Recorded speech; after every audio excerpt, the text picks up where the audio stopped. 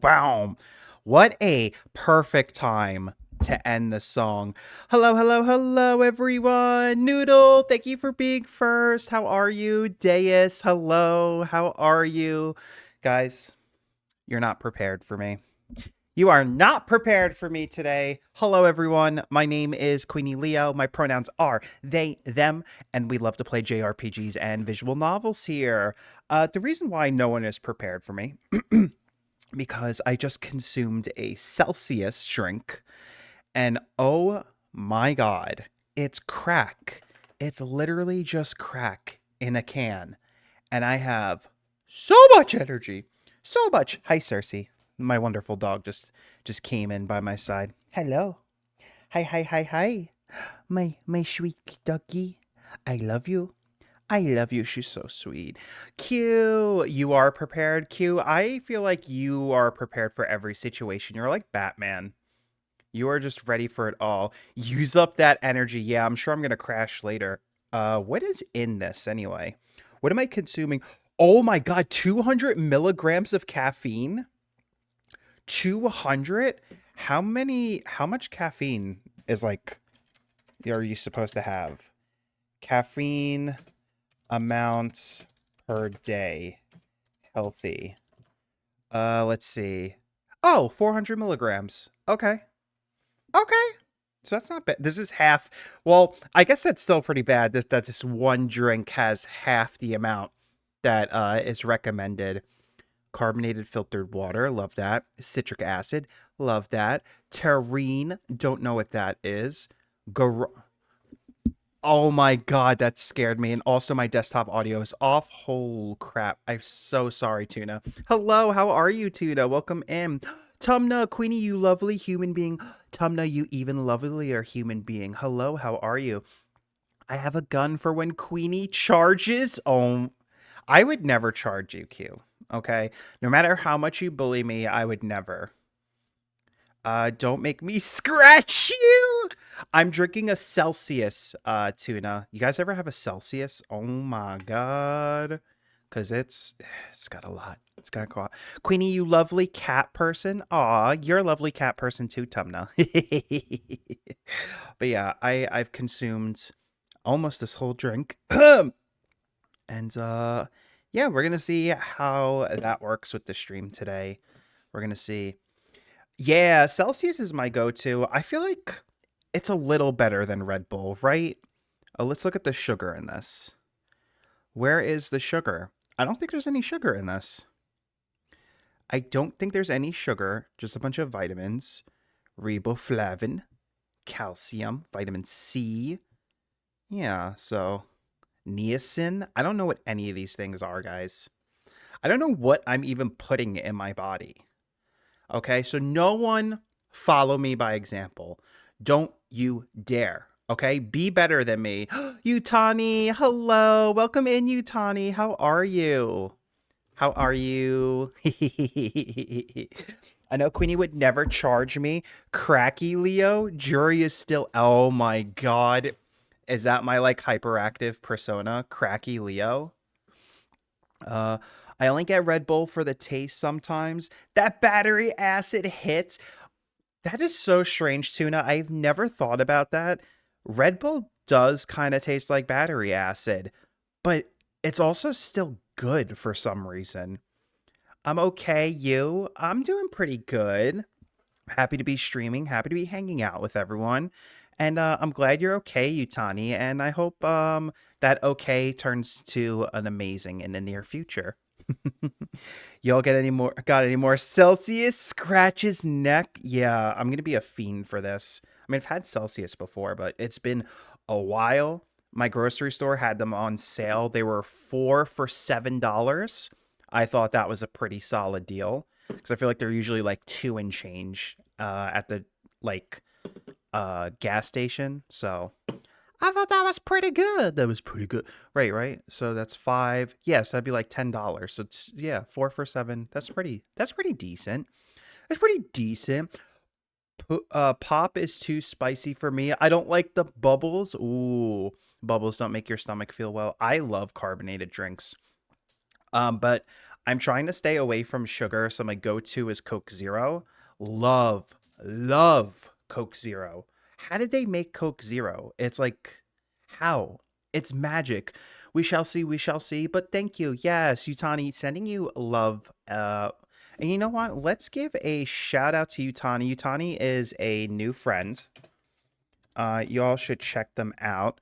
They are a VTuber as well, wolf themed, wolf doctor themed, and they were last playing Final Fantasy. So yeah. They're a really nice person. I like chatting with them in Kurt streams. So go check them out. 4 for 7 is solid for sure. Say, you know what I'm saying, Tuna? You know what I'm saying? That's when you know you're an adult, when you get like excited for sales at the grocery store. The best sale I ever had was they were doing Ben and Jerry's ice cream, and it was like 2 for 5, and it was like I sounded like the opening of Home Improvement. 2 for 5 for Ben and Jerry's. I was like, yes. I should have bought more. When are they ever going to go on sale? Yeah, but like Ben and Jerry's is expensive. I feel like one of them is usually like 5. Yes, Ben and Jerry's, Tumna. Ben and Jerry's is amazing. I love Ben and Jerry's ice cream. Why do you guys know what battery acid tastes like? Have you never eaten a battery before, Q? To charge your energy? Okay, Q. Okay. Acting like you don't run on batteries like a normal human being. What am I supposed to do with all my dead batteries? You put them in the refrigerator, try to get extra juice. Not a cat, by the way. Yes, I mistakenly thought Utani was a cat girl, but they are a wolf girl. Resin the Owl Bear, hello, cutie. How are you? Welcome in, welcome in. My name is Queenie Leo. My pronouns are they, them. And I hope you have a good time here. Be sure to enjoy yourself. And if you feel like introducing yourself to everyone, you are more than welcome to. But if you're too shy and want to lurk, I totally understand. One is yeah, that's what I'm saying, Tom. It might have been 2 for 6, because 2 for 5 sounds too good to be true. It might have been 2 for 6, but that's still a good fucking deal. Yes, half bake. Oh my god, girl, half bake. Ooh, I love Stephen Colbert's Americone Dream. Really good. I've never eaten a battery, but thanks for giving me a great poll question. Oh my god, 10, you and your poll questions. Hello, 10, how are you? Y'all missing out on the giant vat of sherbet dessert? I'm not, like, sherbet's good, don't get me wrong. It's like not my go-to though. I'd rather have ice cream. That's what it is. It's like, if they're selling sherbet, there's usually ice cream. And it's like, I just rather have the ice cream. Why am I gonna have the sherbet? Sherbet's fine, but ice cream. Oh my god, yeah, you too, Tom. No, you Tony, I'm sorry. I thought you were a cat girl too. Yeah, I saw Kurt give Utani a shout out, or maybe it was a Muse's stream. It was a Muse's stream. And I was just like, oh, a fellow cat girl following. And Utani's like, actually, Queenie, I'm actually a wolf person.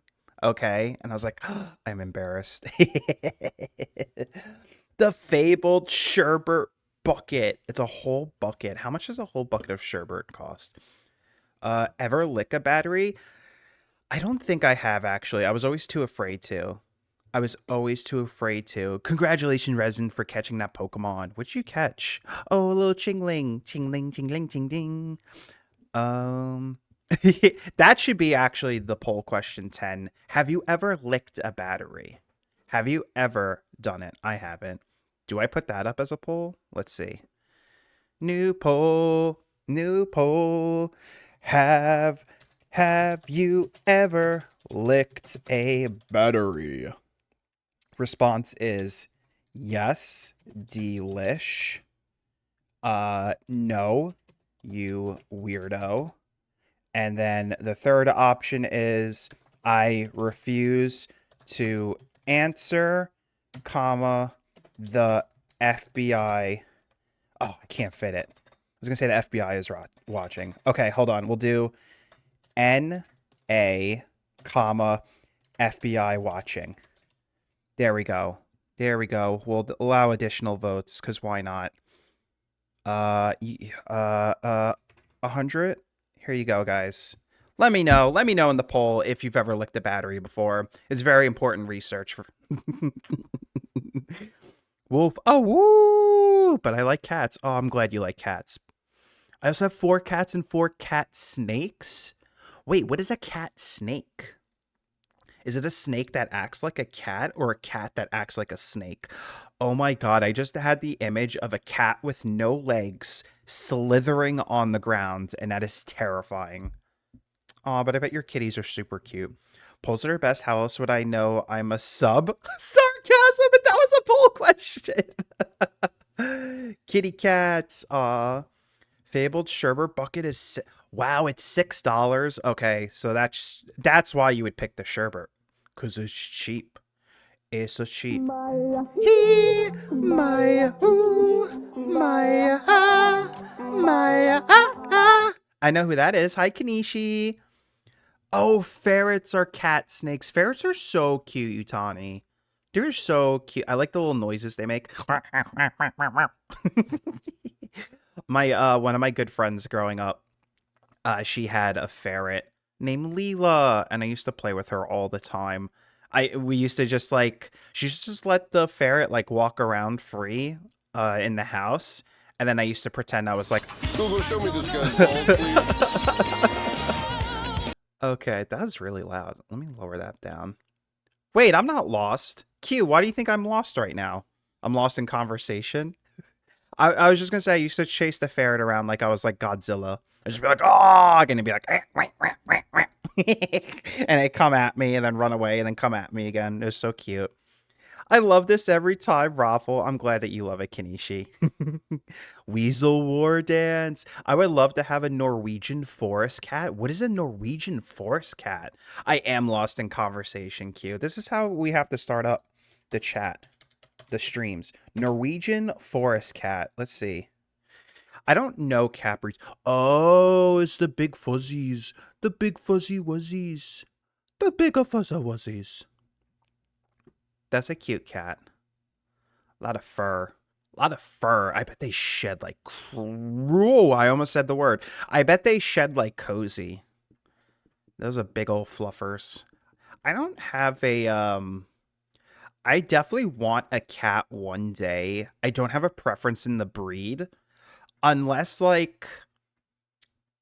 there's like a breed where it's like, if you've never owned a cat before, you should not own this breed of cat. Let me know if you guys have info like that. Not that I'm going to adopt a cat anytime soon. I would like to, though.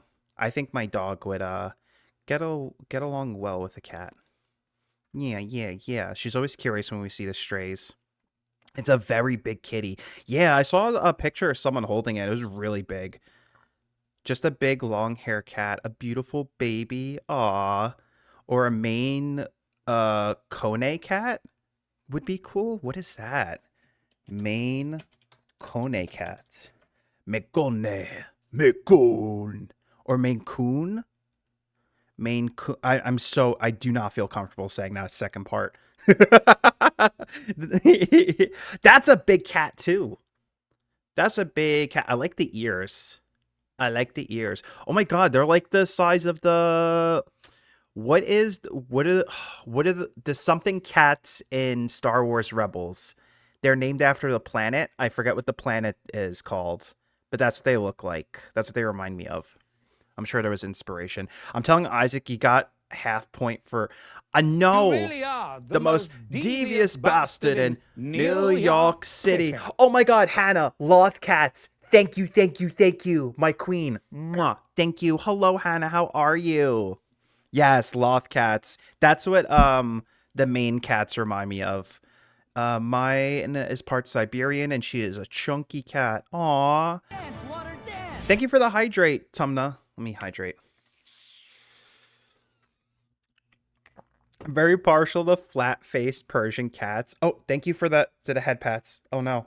Oh no, wait. Uh, I got there just in time. Thank you for the head pats. I need to like make that better. I need to make that better. Yeah, your flat-faced cat is so cute, Tuna. I don't recommend searching for breeds of cats. Just find a random cat. Okay, fair enough. Sphinx is that breed? Oh. No, you're a weirdo. 1. 10. You contributed 7,000 points for a total of 82. Oh my. 10. 10. I mean, I allowed it to happen, but you could have saved those points for something else. Snowshoe cats are very friendly, happy cats typically. Oh, but really, if you find one at a shelter that's attached, you know what? That's very fair. That's how I picked Cersei. She came right up to me and she nuzzled her cute little head on my leg, and I said, "Yep, this is my dog now." 5% of cats in the U.S. are purebred. The rest are just stray mixed cats. Okay. So, like, trying to identify the breed is just going to be like a pointless task. Just like a raccoon. That's why my messages are getting flagged.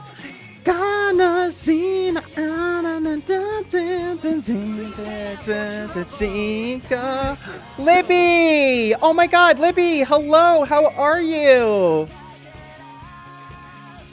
Hey, Libby and Raiders, welcome in. My name is Queenie Leo. My pronouns are they, them, and we love to play JRPGs and visual novels. Hello, happy Pride, loves, happy Pride, Libby. Yes, it is our month.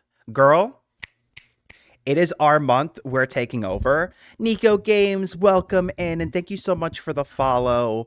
Welcome in. Libby, can I play a clip? Oh, Deus, I love the flag. How are you doing, Libby? How is your stream? Let me get a shout out for Libby. Guys, if you're not following Libby, she is amazing. She has the cutest avatar. I love your avatar aesthetic so much. And she's a big nerd, plays a lot of Final Fantasy 14. Let me give a shouty outy. You're playing Murder by Numbers. What is that? What is that, Nico? Thank you for the lurk. I appreciate it. I can't promise it'll be appropriate. Oh, girl, come on. We ain't appropriate here. But yeah, maybe Kanishi, if you're watching, get ready to mute the clip just in case Temnishi is there. Let me give a clip shout out to Libby. Libby. Come on, give us the clip. Give us the clip. Let me see the clip. Come on, don't be shy. Come on out. I gave a regular shout out. Oh my god, I'm such a dingus. Hold on, Libby. I am so sorry, girl. Okay. There we go. Let's see what we get. You guys can see her awesome avatar. Push it real good. Dun, dun, dun, dun. Oh, scary. Spooky. That was so quick. Let's give you another one. Oh my god. Push it real. I think I might have been there for that stream. Push it real It's the good. same clip. It's the same clip.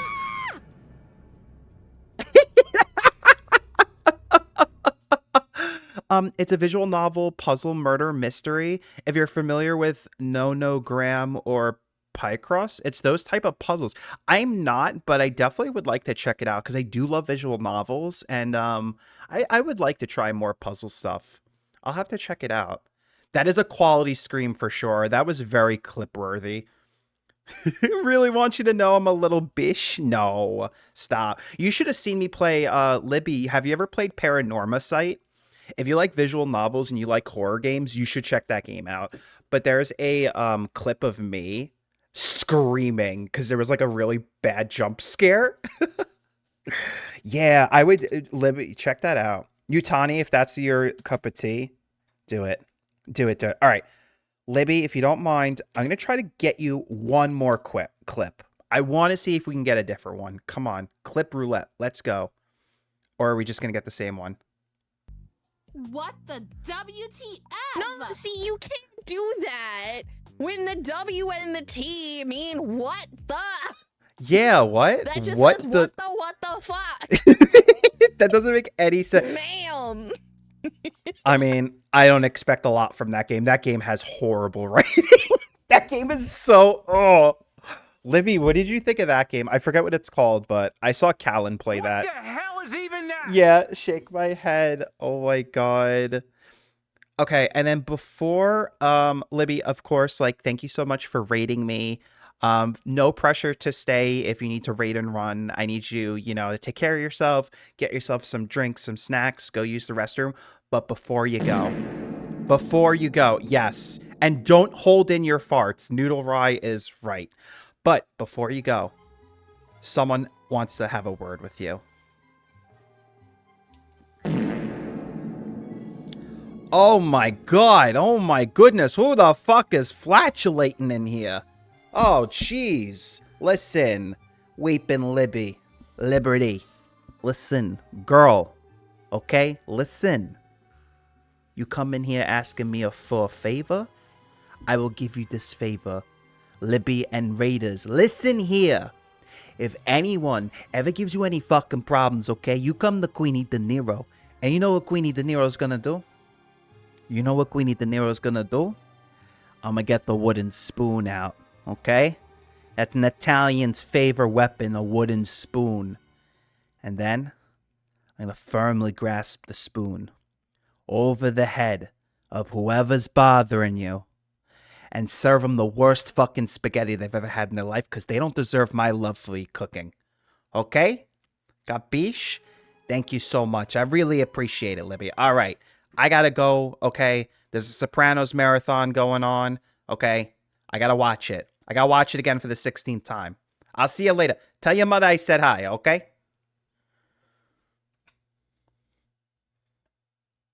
And I'm back. Thank you so much, Libby. I really appreciate it. And yeah, again, if you need to raid and run, no worries. But thank you again for trusting me with your community. I really appreciate it.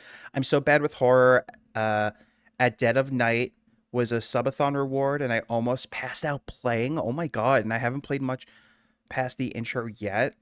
I've enjoyed it. It's silly in camp, though. Okay. Oh my god. I don't know you. Not the spoon, the wooden spoon. Fur, welcome in.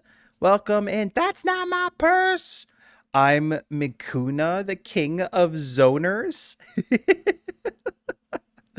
Get yourself a Gas X. Oh, yeah, to release those flatulence. Okay, I'm just going to roll back real quick. I feel like I might have missed some chats. I do want to apologize. Don't worry, Queenie. It'll be much smoother in due time. The head pats, thank you. Yes, it will be. Wink, wink, hint, hint. Although not much of a secret with the with the rebrand I'm going to be doing. Adopt, don't shop. I agree, Tumna. We were talking about cats earlier. I did. Was worth. Got a chuckle. Was worth. Oh my god. And yes, Hannah was reminding me that the name of the cat from Star Wars is Lothcats. Okay. I think we should be good now. I just wanted to make sure. And if I did miss any messages, I do apologize. It's not on purpose. Sometimes, people come in the raid and everything gets all fun and exciting. And then sometimes the names just blend and it's so hard to keep track. And I do apologize. This is just an arcade full of cats. Oh, wait. Thank you for the head pats. Thank you for the head pats, Nero. Oh God. I made it in time. Thank you so much, Nero. I really appreciate it. How are you, Nero? Let's see. And I think I'm a pan owl bear. Let's see. Shaking my head. The fur has arrived. Hey, hi, howdy. Hello, fur. How are you? Welcome in. Yes. Chatty Libby showed up to derail any and all conversations. Libby, there's no structure to this stream. You are absolutely fine. There is no structure, but maybe I should make some structure. Maybe we should start transitioning over to the game because we're now at 30 minutes into the stream and I haven't played anything. Am okay, ready to do crime. Isaac, thank you for the self-care. Let me stretch and drink. Oh, posture check. Who needs structure when you have chaos? Chaos, I say. We support chaos on this stream. Until Isaac shows up. Isaac is here to set us straight. Hello, Isaac. How are you? Structure? There is none when Queenie lies on stream titles. Listen. Listen. You are also on mobile. Okay, I will keep that in mind, Isaac. I do my best to not lie. Okay? But sometimes it's hard. It's hard. Well, you're cute enough to just run without a gate. Aw, Resin, thank you. Flattery will get you everywhere. All right, let's start up the game, shall we? We're doing something a little different today. I still don't know if Mondays are going to be a regular thing or not with streams, but I will try to fit them in when I can. I also want to give other people an opportunity to come in and watch for those who don't want spoilers for Persona 3. And I am in the mood to play like more visual novel games. So today we're going to be playing a game demo. This game's not out yet. It's called Stories from Seoul, the Gun-Dog.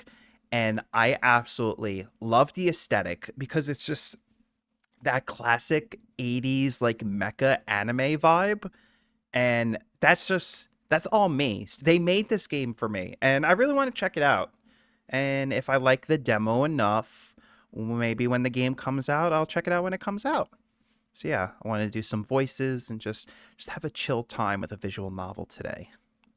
Set you straight? How rude. I'm here to set things gay. Yes, absolutely right, Isaac. Thank you. Thank you for setting us gay. Ooh. Oh, I'm belching from this Celsius. The image of Sukuna with one tooth are funny as hell, not gonna lie. Images of Sukuna. What's that? All right, everyone. Let's get started with the game. Let's get started. But that's all I really know about this game. Is just that it's very 80s mecha inspired. All right, so we're going to turn the volume on, and hopefully it's not too loud. Okay. All right. I am going to turn my little iPad on to do a little sound test. And let me see how the game audio is with my voice. I feel like it's a little loud. I'm going to bring it down. I don't want the game volume to be the same volume as me. And I don't think there's really much going on with sound. It's probably just music. Okay. I think this is good. Yeah. Sorry if you heard echo. But if at any point you guys think the music needs to be adjusted, let me know. I welcome all audio backseating. Yes. Okay. Resin, thank you for the lurk and being happy to be here. I'm happy that you're here. Tumna, this time it's not Isaac that's redeeming it? Okay. And here is the little plushie. If there's a specific spot you would like the plushie, Tumna, let me know. But for now, I'll just sit them here. And let's play some visual novels. Let's meet some characters. Let's do some fun voices and just have a chill time.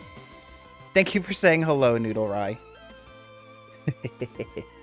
All right, here we go. I love this. I love this. Hello again, friend of a friend. I knew Noodle when. September 21st, Planetary Calendar 209. Following a raft of oppressive policies and crackdowns from Earth-based government of the Solar Federation, the joint forces of the Martian territories, and the Jovian Unified Colony Fleet rebelled. This conflict came to be known as the Solar War. So this is the plot of every Gundam show, by the way. It's always either the colonies in space want freedom from Earth's government, or the colonies are superior and they want to enforce their ways on Earth. It's just, they always flip-flop. Is Earth the good guy or is Earth the bad guys in this story? And it seems like they're going with the whole Earth is like the not so nice people. But in war, there's no good guys and bad guys. There's a lot of gray. Great. Twitch app is breaking and messing up stream for me. Oh no, Isaac, maybe restart your phone or update your app. I'm so sorry. Twitch mobile is horrible, by the way. They need to fix that. My friend made us smashing Scott Pilgrim profile pictures. Aw, that's amazing. I have not watched the show yet. I really need to, but I love the comic series. The war carried on for 3 years, but eventually the combined forces of the Martian territories and the Jovian Unified Colony Fleet managed to push the Federation military all the way back to planet Earth. In the final days of the conflict, a pitched battle was fought in lunar orbit that would decide the war's victor. Oh my god. Lunar orbit aboard the Jovian carrier JFS Kalki? Kaliki? Kaliki? I'm definitely pronouncing that wrong. It's good. I heard it was good. That's what I've always wanted too. Was a Scott Pilgrim like animated show. I just I'm so behind on so many TV shows. Right now I'm trying to watch Gen V because The Boys is coming back and I think Gen V is going to tie in. And then after Gen V, I'm 2 seasons behind on the Bad Batch Star Wars. I really want to catch up with that. And then the Acolyte show's coming out. There's too much content. The Bear is coming out next month too. Season 3 of The Bear. That's such a good show. There's too many good shows. There's not enough time in the day. Okay? And plus I'd rather be streaming and hanging out with you guys than watching TV shows. Yes. Queenie, watch the show. Okay. Everyone's going to bully me into watching Scott Pilgrim. I will watch. It'll be on my list. I promise you. I promise you all. I will get to it. There's so much. There's so much. Oh, what else came out? Netflix, Godzilla, -1. Is that what it's called? That came out on Netflix too. I really want to watch that because I heard amazing things about that movie. Yeah, oh wow, you cried. I heard it's like so amazing. It's the best Godzilla movie. I haven't watched Scott Pilgrim either. Yeah, I gotta put it on my list, Isaac. I gotta put it. And then I know one day too. I want to start watching RuPaul's Drag Race. There's so much stuff to watch. But yeah, -1 is on my list. Dune Part 2 came out on HBO Max, and I have not seen Dune Part 2 yet. Oh, it's a lot. I will write these shows down because I know I'll forget about them. The new Castlevania. I haven't watched the new Castlevania. I wish I could multiply myself. Your reflexes tighten your grip on your armored frame's twin flight sticks as another wave of vibrations reverberates through the cockpit. I love this setup, by the way. I love and I love the green colors too. The creak of your new flight suit and your quickening breath are the only sounds that you hear above the gentle hum of the frame's subsystem. That's what I imagine, like there's like fog on your helmet. As you squeeze the control tighter, their plastic casting creaks under pressure. You try to stay calm, knowing that these gentle vibrations are remnants of huge shockwaves that are buffeting the Calique, the carrier that you're stationed on. So these are like explosions from the war. That's terrifying. Each one is near miss as an explosion tears through the space around the ship. Ugh. Watch them all on stream. Oh my god. I can't get away with that, Deus. They'd shut me down. I guess you could actually... Can you do watch parties on Twitch as long as there's no VOD of it? Is that how it works? I'm not sure. Oh my god, Risky? Ugh. Why does it smell like burnt plastic? So hello again, Risky. I hope you're doing well. You try to push thought from your mind and focus on controlling your breathing, but you've already realized that their frequency means that the Calique must be approaching the front line. Your squadron will be launching soon, and you'll be engaging in your first real sortie. Your first real flight, in fact. Oh my god. Throwing us right in there. You feel your throat tighten. Simulations are as good as the real thing. That's what your trainer told you.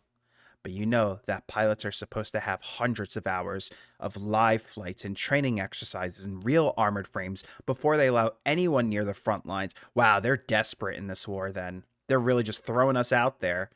Of course, that didn't happen. Command had told you that the modern simulations meant cadets could graduate without the need of these exercises. Yeesh. You overheard the rumors, though. The Jovian colony fleet had lost a lot of pilots, and still wanting to keep pace with the Martian advance against Earth, had resorted to fielding anyone who could fight. Your whole squadron is just like you, freshly conscripted from the Europa colony. And you'd undergone basic training, but they're almost all your flight training and taken place on the cruiser's journey from the Jovian space. Wow, so we were training like on our way to the fucking battle. That's insane. That's insane. That reverb for art, I tried to let it out silent. Listen, it's very echoey in here, Risky. So you got to be careful when you toot. You got to be careful. That's a cute emote, Isaac. You wonder how the others are feeling right now. Whether maintenance crew. Kaliki 5. Kaliki 5. This is flight deck. We're preparing your squad for takeoff. Running last-minute diagnosis on your frame. Activating all systems. Now. Ooh. Look at this. Look at our little... Oh. All right. Looks all good to go. We'd run a few more checks, then we'll have to... Then I'll have you spaceborne in a few minutes. You ready to show these Terrians who's boss? Damn straight ready to kick ass? That doesn't sound like me. I'm gonna be quiet because I'm nervous. I'm so nervous. I like this image right here too, of like the mech like about to be dropped into the battle. Your mind races as you try to think up of a response that will convince not just the engineer, but yourself too that everything is going to be all right. Oh, I like this writing so far. Instead, your mouth dries up and your chest feels like it's about to burst from your heart feels like it's about to burst from your chest. The flight sticks creak more loudly as you squeeze them tighter, as if any moment now you may snap them in half. Okay. Hey, pilot. Everything okay in there? Comms green? After taking a few deep breaths, it eventually feels like you have a modicum of control again. You realize your grip on the flight sticks and lean back into your chair. This is Kaliak 5, comm screen. Just a bit. Well there, Kaliak 5. Nothing wrong with feeling the jitters. Tell you what. What's your name, pilot? What's your pilot's first name? Queenie. Okay, Queenie, what's your surname? Sir. It is Leo, with 2 O's. And my pronouns are they, them. Okay, Ensign Leo, first up, take a few deep breaths for me. In and out. Nice and slow. You got that? What am I saying? I'm probably just breathing. You draw in one long measured breath and hold it, then release it. Following the engineer's instructions, you repeat this a few more times. After a while, you begin to feel your pulse slow and some of the tension in your body slip away. You feel on edge, but slightly more in control. And that is great advice to follow. If anyone is ever stressed out, breathing will do a lot for you. It will do a lot. You have to just like remember to do that. Breathing will slow your heart rate down when you're like really and it helps you get in control. All right, there we go. Now listen up, Ensign. You ain't got a thing to worry about out there. Way I've heard it is that all the Terrians' best pilots were taken care of between here and Mars. Heck, Martians are the ones who've been leading the charge today, so you're the ones taking all the flack. Propaganda machines selling this as our decisive strike against Earth's last line of defense. But between you and me, It ain't nothing more than a mopping up situation. Buddy of mine in operation said as much in the canteen last night. Besides, you hear a dull ringing over the comms and sit bolt upright in your seat, slouching back and exhaling as you realize it's nothing more than the engineer striking the cockpit armor of your frame. This beauty here is a work of art. Terrain frames ain't got nothing on her. She's all tuned up and ready to go. Probably spend more time with this one than I have with my own kid. Oh my god. So don't you worry. Remember what they taught you in training and leave the rest up to her. You'll come out of this just fine. Despite your startled reaction a moment ago, the engineer's confidence is infectious and it's starting to rub off on you. And breathe in again, then breathe in the third time in a row, then breathe out. Yes, I agree, Isaac. I think that's a healthy breathing method.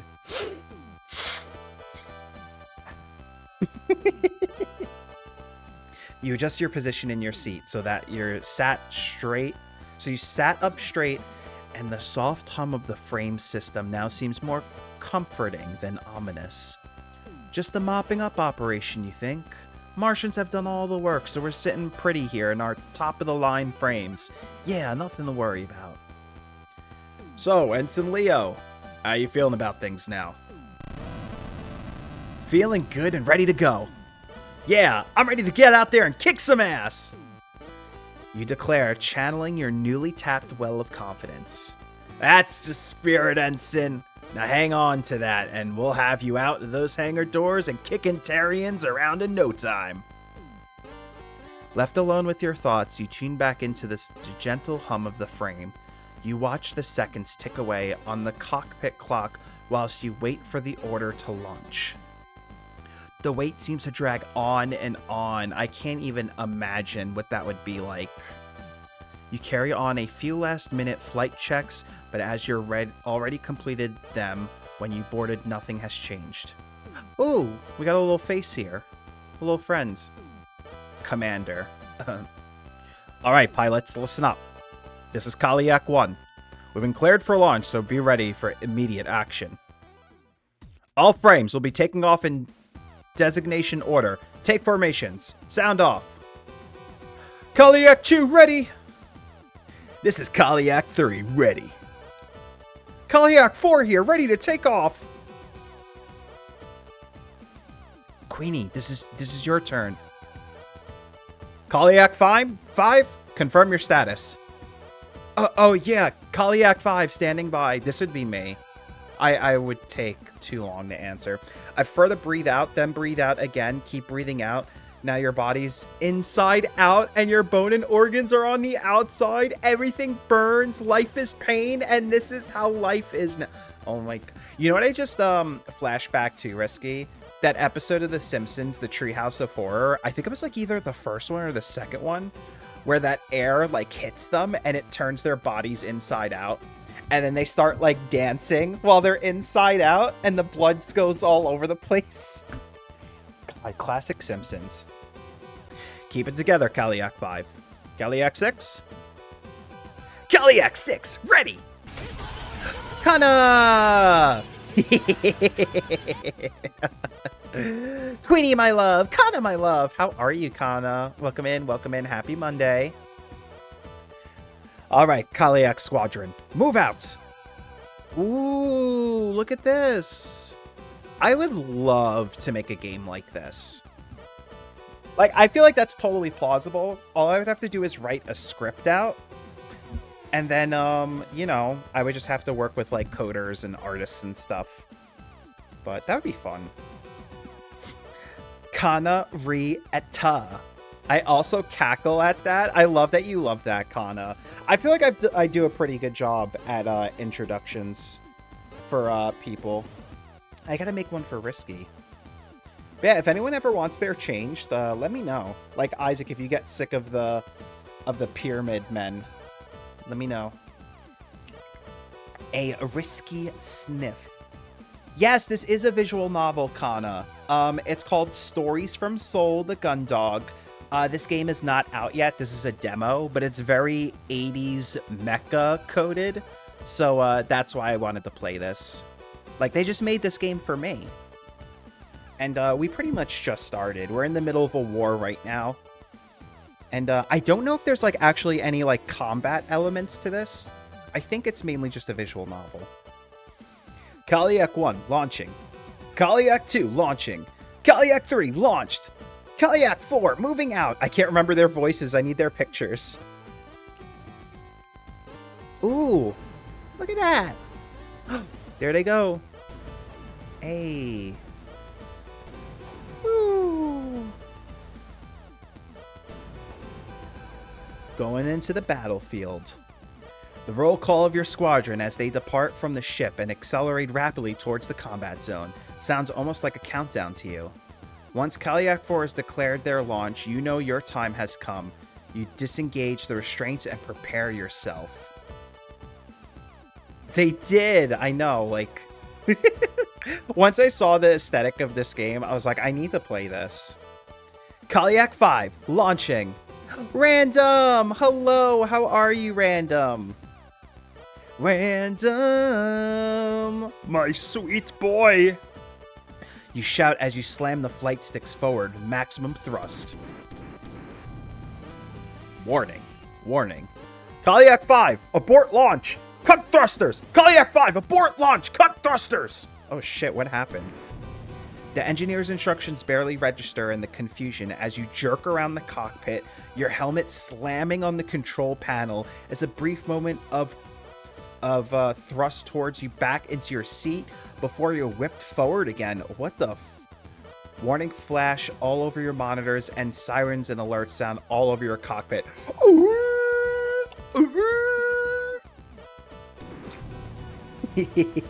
Kaliak 5, abort launch! Abort launch and cut your thrusters!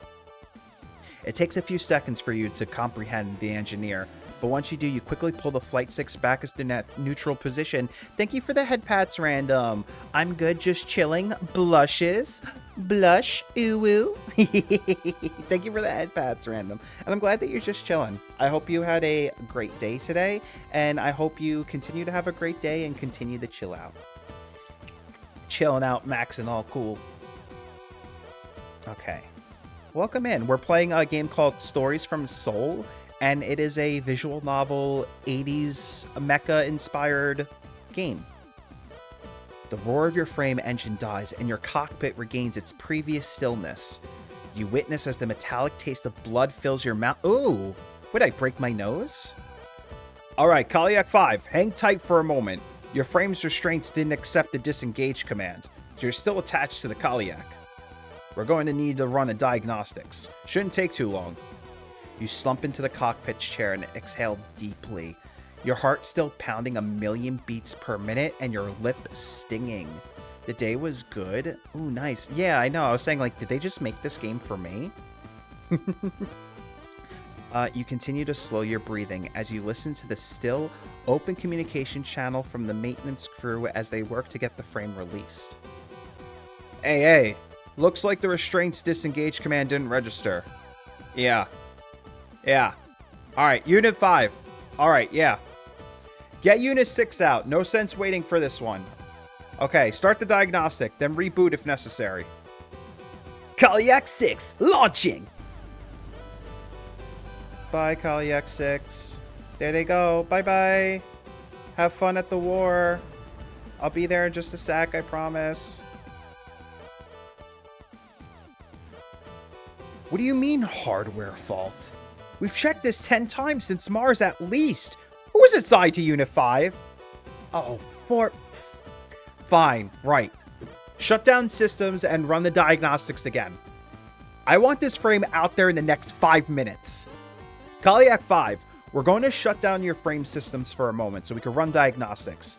Stay ready, though. We'll have you launching soon. Kaliak 5, understood. Ready and waiting. All right. Oh my god, that's the problem with our mech. It's running on Windows XP. Actually, this is more like Windows 98. We should not be having a mech that's running on Windows 98.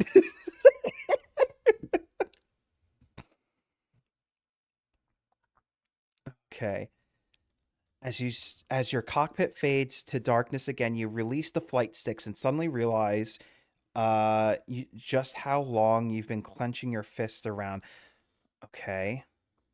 You flex your fingers and roll your shoulders, exhaling again as you begin to hear the muffled sounds of the engineers working on your frame restraints.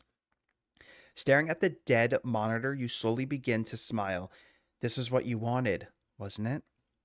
You spent so long worrying about this mission that you'd thrown up twice in the past 24 hours, and now it looks like that was all for nothing. You got what you wanted. You were safe.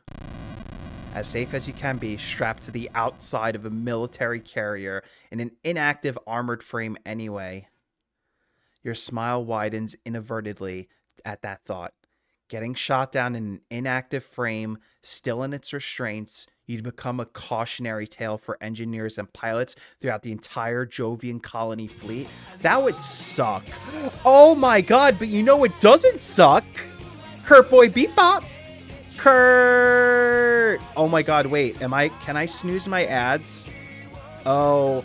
Guys, just to give you a heads up, we might be... How do I snooze ads? Oh, wait. I have a quick action for this, right? Snooze ads. There we go. Yay, I snoozed the ads. Welcome in, Raiders. Welcome in, Kurt, Gabs, Risky, Jojo, Knight. Hello, everyone. How are you? Tumna. Windows XP, more like Windows. How are you? Better than Vista? Oh my god. Kurt, I forgot about Windows Vista. That was the worst thing ever. That was so bad. Why did they make that? But welcome in. How are you doing? How's the rest of your stream, Kurt? And Kurt, do you mind if I give you a clip shout out? Guys, if you're not already following Kurt, then your soul is missing something in life. Because Kurt is such a fun, swell boy. He's a good guy. He was streaming Dark Cloud. But listen, I don't even know what's going on in Dark Cloud, to be honest with you. I'm just there to hear Kurt talk because Kurt is so funny and it's always such a fun time in there. Guys, please go check out Kurt. Okay? Please go check out Kurt. I'm going to throw Kurt a clip shout out. Let's see. Let's see what funny clip we get.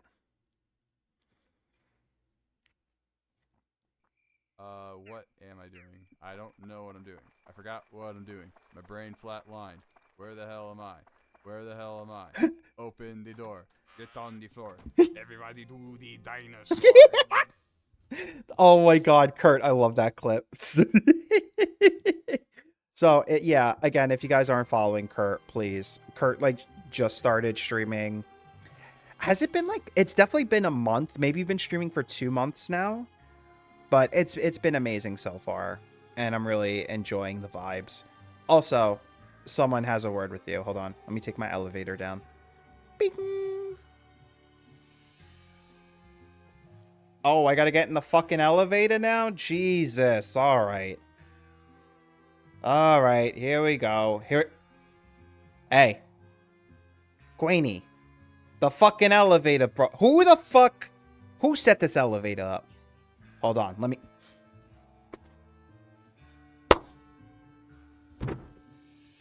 Alright, there we go. I had to give it a few whacks. The elevator's working now. Hello, Kurt. Hello, Raiders. Welcome in. My name's Queenie De Niro, okay? Now listen, you come into the stream asking me for a favor, you get that fucking favor, okay? You get that fucking favor. Okay, so listen. If any Stugats ever gives you a problem, Kurt, and people in Kurt's streams, you tell Queenie De Niro.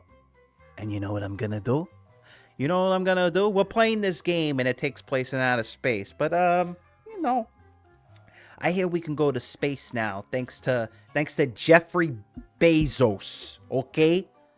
Maybe, whoever's messing with you, we give him a free trip on that space shuttle that looks like a penis. And not Jeffrey, Jesus Christ. Jeffrey Bezos? Put him on the ship. We'll send them into space and, maybe they don't come back.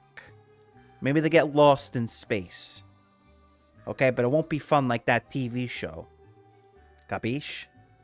Thank you so much, Kurt, for coming in here. Okay? All right, let me get back in this elevator, and it better fucking work. Okay, it's working. It's fine. It's... Oh my god.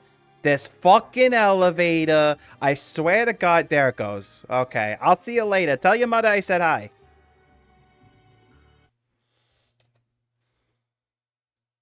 All right, I am back, everyone. The elevator works fine for me. I don't know what happened with Queenie. I don't know why the elevator doesn't work for them. We'll have to... Isaac, can you check the elevator after stream today? Thank you, Isaac. Queenie headquarters got elevators? Yes. Yes, and if you would like, Kurt, there is a Mass Effect 1 mode to the elevators. So it's like a leisurely, longer elevator ride. Even the clouds in Dark Cloud don't know what's going on. I start summer in April, but always a big thank yous from McSpankies as always. Thank you, Kurt, for coming in here. I appreciate it. Listen, Kurt, if you need to raid and run, please, please, please, go for it. Go get your snacks. Go let your toots out. Go get yourself a drink. Spend some time with the kitties and Tumna. You know, and thank you so much for raiding in here. I really appreciate it, Kurt. That close-up gave me a jump scare. Oh my god, I'm so sorry for scaring you. Or am I? Thought you said free chip. I did say free chip, honestly. I tripped on my tongue. I did say free chip for a second, and then I backed it up real quick. Like a nice sour cream and onion chip. Ooh, that sounds good. Sounds good. My mom said hi back. Hey. Oh, I'll run. I'll run as fast as I can in some direction, and I'll never know where the fuck I'm going. You're like Forrest Gump, Kurt. Isaac is elevator maintenance man. I'll take a free chip. All right, I'll give you a chip.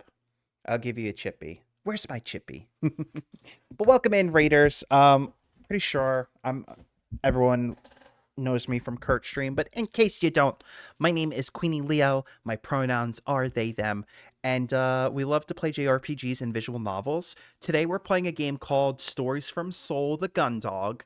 This is a demo. This game's not out yet, but it is a visual novel, and it's very 80s mecha inspired. So if you want to stick around and hang out for those vibes, you are more than welcome to.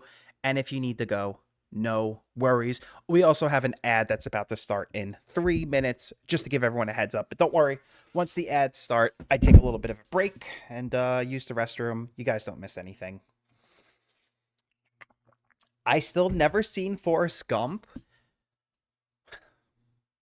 You know what? There's definitely classic movies that I haven't seen either. Like, okay, I have a secret to tell you guys, but do not, guys, I have a secret to tell you. Don't say anything.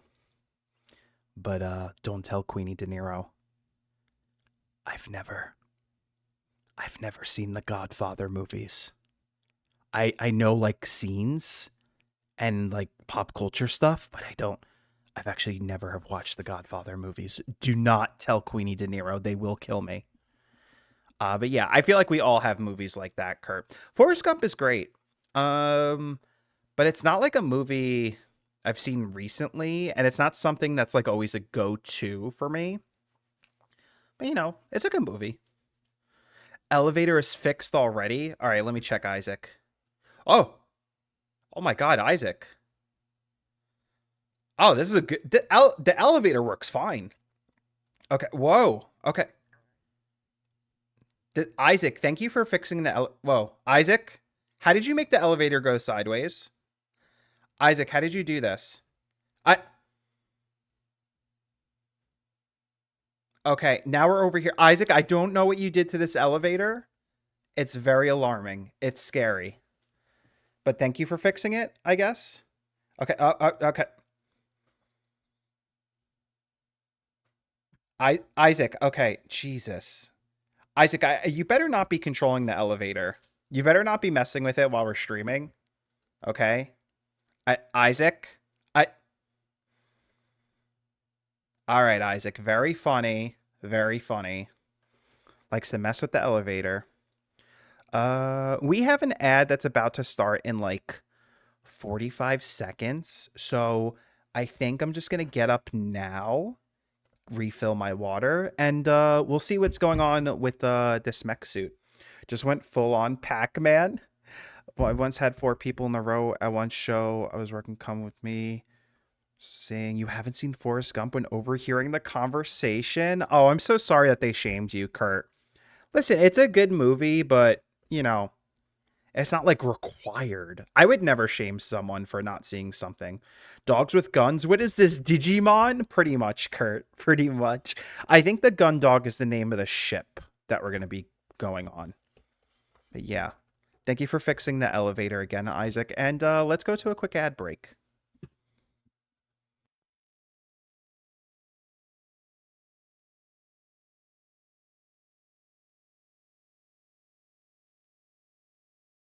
I have a huge number of employees working under me and my construction company, so I would simply make a phone call and they would come and rescue us. Right. I just feel like you were kind of like flaunting your money a little bit in your answer, and like that's all good and dandy, but obviously like I'm a Twitch streamer, so I make a lot of money as it is, so you don't need to impress me with money. When did Vivi get so tough? Vivi's always been tough. Leave him alone. He's the best character in Final Fantasy IX. He's the best character, period. Okay? Don't talk shit to Vivi, because this is what Vivi will do to you. You're mine.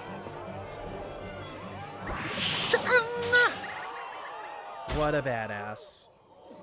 Gave a kid I'm a not sure what just concussion. happened. And what's not more badass than that? But I didn't have anywhere to go back to anyways.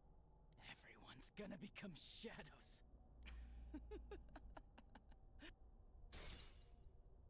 God, we're about to see his true form.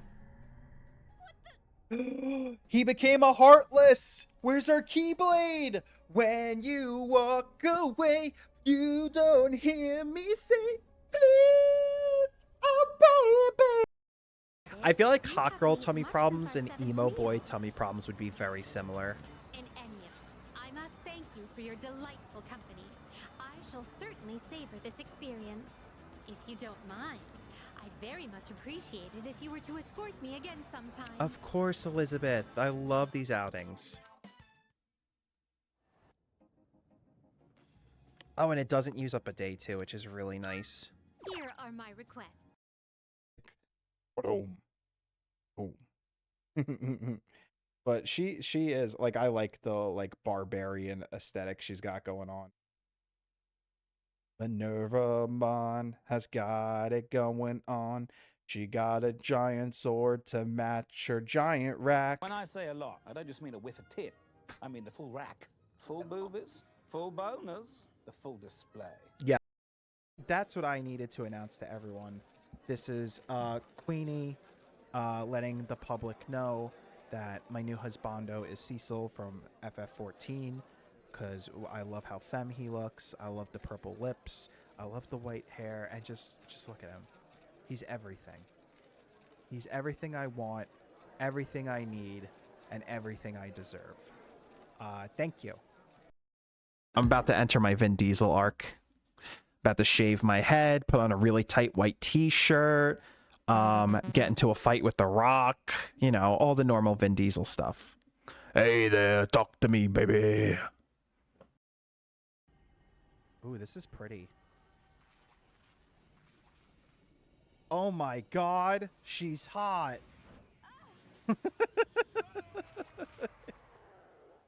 Oh, what? Wait, she just killed James and Edward? And Kodelka? Right, welcome back, everyone. Welcome back. It's time to play more video games. Thank you so much for the lurk, Random. I appreciate you. Okay. Your mind turns quickly to the rest of your squadron. When they return, you'd be the laughing stock of the entire Kaliak.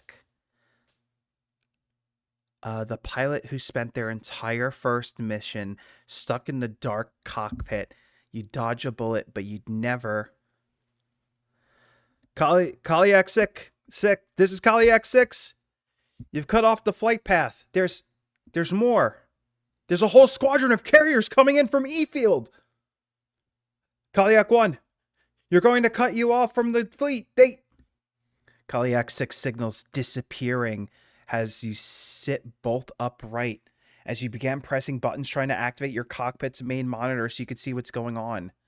However, with your frame system shut down remotely by the maintenance crew, you can do nothing but sit in the dark stillness and listen to events unfold. Oh my god. Okay. Kaliak 6, respond. Kaliak 6! What's going on? How many carriers are coming in from E-Fields? Ma'am, Kaliak signal's been lost. It's not responding. Ma'am, Hold it together, Kaliak 4. All units, form up. Defensive formation on me. I said all units. Kaliak 2, don't break formation. Ma'am, they're firing on us. There's so many of them. Oh God, ma'am, help. In an instant, your communications channel is flooded with cries of terror and panic. You hear your squad mates, your fellow pilots, exclamations of fear as they unexpected enemy forces bear down on them. Holy fuck. Screams and yelps, wails and howls fill your head as you sit powerless in the dark confines of your cockpit. This is not a cleanup job. We were lied to. Oh my goodness. Hey. Who's out there? Engineering, hey! Get me ready! I can help! Get me ready to launch! Engineering! They're getting killed out there! I need to go now! Exclamations. You shout demands to get your frame ready for launch over the channel, but are met with no response. In the dark of the cockpit with your controls unresponsive, you can't be sure whether the channel is closed or if no one's listening, with all the attention turned to receiving the battle damage units from your squad. Listen to me! Anyone! Get me out of here! You desperately begin attempting a manual override of your systems, but find that nothing responds to you. The only spark of life that you can glean from your frame is the small diagnostics progress bar. I need to be out there! Anyone, hey! In one last desperate attempt, you began hammering on your cockpit walls, hoping to get the attention of the engineers you could hear outside earlier. The entire time, the chaos of the combat out in space is narrated to you as broken fragments of radio chatter. There's 3! 4 on me! I've lost my shield! I can't shake them! They're everywhere! They're... Damn. The line of retreat's totally cut off. We can't get back to the ship. Ma'am, what do we do? What do we do? Stop panicking and form up. 3 and 4, on me. We're going to punch a hole through their formation and... Oh my god. Ma'am, come in. Ma'am. Oh no. Oh god. Oh. One by one, your squad signals disappear and a cacophony of panic disappears, replaced by the gentle hiss of static. Wow, what a open. You stop hammering on the side of your cockpit as the last voice is cut off. You're drenched in the cold sweat, and now your empty stomach feels like a rock has sunk to the bottom of it. I'm back from picking the little dogs up from daycare. Aw, the dogs went to daycare. How are the doggies, 10? Lean back and stare blankly ahead. This is Kaliak 5. Damn. Ready for takeoff. Wow, so we really... Oh, I didn't mean to do that, but we'll save anyway. We really lucked out. Damn. They all died. Hello, how are you? Okay. I remember you told me how to pronounce your name. It's like Harley Quinn. Quinn Gwendolf. Gwyn. Hello, Gwyn. How are you? Welcome in. I hope you're having a good day. Naifu is traveling this week. Doggies are good. Lots of pottying, which is great. I hope it's not in the house, though. Hopefully it's outside the house. Whoa, came to a serious moment in the game. I'm doing good. Thanks for remembering me. Of course, I do my best. If I ever forget anyone's name, I'm so sorry. But yeah, I want to do my best to remember and welcome everyone back in. And thank you for coming back. I appreciate it. I'm glad that you're doing good, and I hope you have a great time. Lady, oh my god, hi. Thank you for the head pats. I hope you're doing well. Yeah, this is a very serious moment. This game started off with like, oh, the war's not serious. This is a cleanup job. Nothing bad's gonna happen. Our mech got stuck, and then our whole squadron died. This guy's balls, please. No, at the steak here, they said they pottied a lot. Oh, okay. Okay, I couldn't resist. It's funny. Thank you for redeeming that, lady. That's why it's there. Stereotypically, nothing bad ever happens in war. Yeah, war is just like a fun time. Why would anything bad ever happen? My name is actually Pentage Gunk. Oh my god, that's like your evil version of yourself, 10. Pentage Gunk. Despite last-minute reinforcements for the Solar Federation from their headquarters on Earth, the battle above Lunar is a victory for the joint Martian and Jovian forces. So we won the war. This would be the final battle of the Solar War. Wow.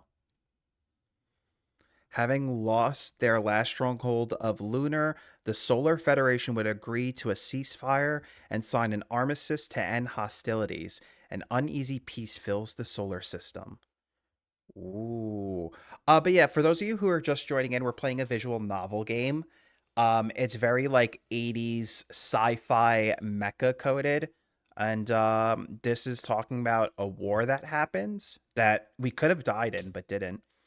With conflict between the Solar Federation and the Martian-Jovian alliance concluded, the Kaliak and her crew soon returned to Europa colony near Jupiter.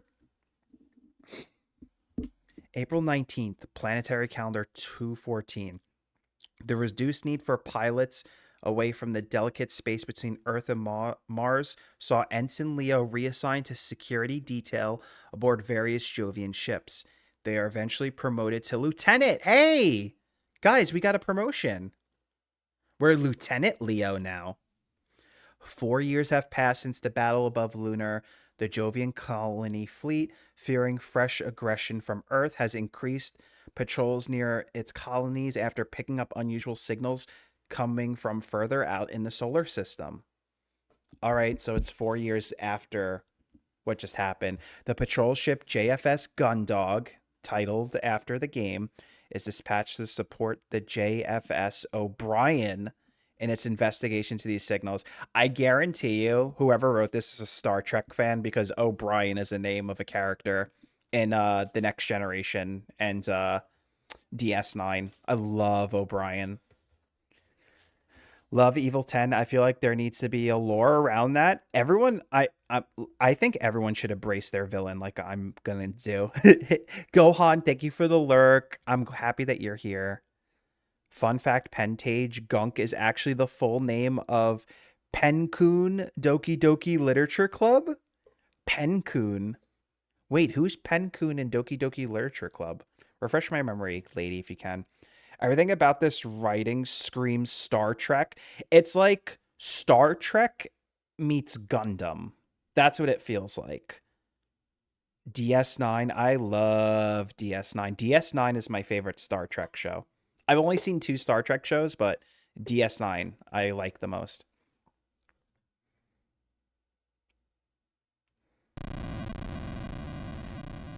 Damn. No posters or anything, just a computer with a chair that doesn't look like it can move, a bed built into the wall, which is also very Star Trek coded. I feel like this is how the beds are in Star Trek, no? Where it's like built into the wall like this. A little bookshelf. I don't like that the books are above our head. Like, I feel like they would fall and hit us in the head. Like if the ship gets like attacked while we're sleeping. But yeah. Where's the toilet? Where's the toilet? I need to use the toilet. Maybe the toilet's built into the chair over here. As the rumbles of the Gun-Dog's engines roaring to life reverberates through the ship, you clench your fists. It's been 4 years, and to this day, the sensation of tremors, whether they're ship's engines, docking clamps, or weapon drills, still ties your stomach into knots. Fuck. Yeah, we definitely have like severe PTSD after the events that happened 4 years ago. Are you sure I'm not the evil twin? Now you're making me second guess myself, 10. Now you're making me second guess myself. The Act 2 pen, the Yuri pen? The Act 2 pen, the Yuri pen. The Yuri pen. I'm drawing a blank. I remember who Yuri is, but I'm not remembering a pen for some reason, lady. I'm so sorry if I'm like this joke is like going completely over my head. Oh. A bad trait for a ship security officer. You shake your head, exhaling slowly, taking a moment before stowing the last of your possessions and pushing the drawer close. What possessions? There's nothing on this ship. There's no, where are my plushies? Okay. Where am I supposed to put my coffee? There's no table. Where are the video games? Are they all on this computer? Where's my Steam Deck? I need my Steam Deck. You feel the click as it locks into place, and the exterior plastic paneling sits completely flush with its surroundings. Stepping back, you look around the room. Take another deep breath and hold it for a moment. Although this was far from your first posting as a security officer, you always felt the same sense of trepidation, if not anxiety. As similar as all the ships were, they all came with their own unique crews and personalities. With those came unique problems. Breathing out, you take a look around the room, taking stock of your surroundings. Select the look button to examine the surroundings. Oh, okay. Look. What kind of books we got here? What's up with all these books? The computer looks like it can barely handle Minesweeper, right? Risky. And we had the mechs running on Windows 98. Yuri takes a pen from the main character in Act 2 and says she wrote the parabolic gearbox, wheel rotating on 6 dimensions, and a blood kaleidoscope made from Clock's poem. Oh, I don't remember. Then later says she... Oh! I remember that part. Yep. I remember that part, lady. Doki Doki Literature Club was a wild game. We actually streamed that on here. Long ago. Long ago! This lets me control the room's lighting from the bed. I keep my books here too. I'm currently reading the Tales of the Cosmic Champion series. Ooh, that sounds fun. It's just a normal storage unit. I travel light, so mine only has clothes in it. Boring! Boring! Who is this Queenie? This is a boring version of Queenie. This terminal lets me access the ship's computer. It's got a clock, a word processor, and even a calendar, but no games. I can also access records and my orders from here. But for anything else, I need to access the core, which is limited to those in operations or commands. Alright. A standard door with an electronic lock, a magnetic bolting system, the only way in or out, unless you plan on getting creative with maintenance tunnels. Is there anything else? Is there anything else we can do? Let's see. Hold on a sec. Hold the phone here. Okay. What else can we do? What else? Is there anything else I can click on? Can I move? Oh wait, I didn't look at my bed yet. A standard cruise bunk. Once you've slept in one, you've slept in them all. Although, this one of the nicer ones I've been assigned to. The wall panel can be removed by jimmying it with a thin object, and crew members often stash contraband there. Looks like this one has not been touched, though. Okay. Is there anything else? Anything else? Anything? Okay, what do I do now? What do I do? What do I do? Someone tell me. Oh. Use. We now has the used function. This way to the next assignment. Should I get moving? I should get moving soon. Okay. Oh, it looks like I've been instructed to report to the bridge to meet the captain. I haven't met anyone yet since my transport to the spaceport ran late. I just about to made it on board before launch. Okay. I've only just aborted, and it's still the middle of the day based on Jovian Standard Time. Okay, so I can't use the bed. Can I use the books? Yes. We turned the lights off. Good. I wanted that to happen. All right. How do I... Oh, now we can move. Move. Crew quarters. There we go.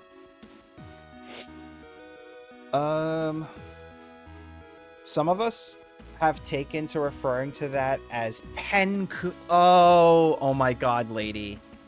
Okay, I understand it now. I've seen that meme with like other things, like yeah, I can't think off the top of my head, but I get it now. Pen-kun. Pen-kun is so kawaii. No games on your phone? I don't even know if we have a phone, Isaac. This might be the 80s where it's like the future, but not super futuristic.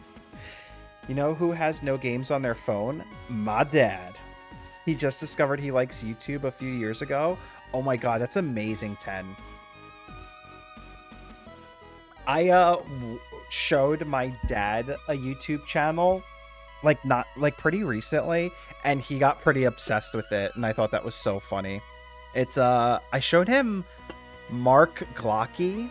I don't know if anyone knows who that is, but he is like a guy who does like covers in the style of different bands. So he could do like a Deftones impression, he could do System of a Down, and he'll do like, say, System of a Down covering Rock Lobster, and it's fucking fantastic.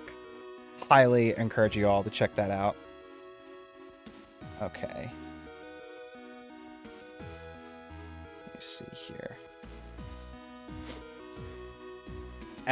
EP time for random night all. I gotta get up super early today. Have a good sleep, random. It was so nice to see you. I hope you rest well. Thank you for stopping by. Good night, sweet prince. Aw.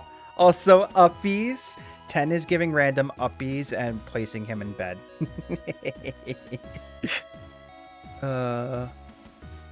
You step into the empty corridor and the door to your quarters gently hisses shut behind you.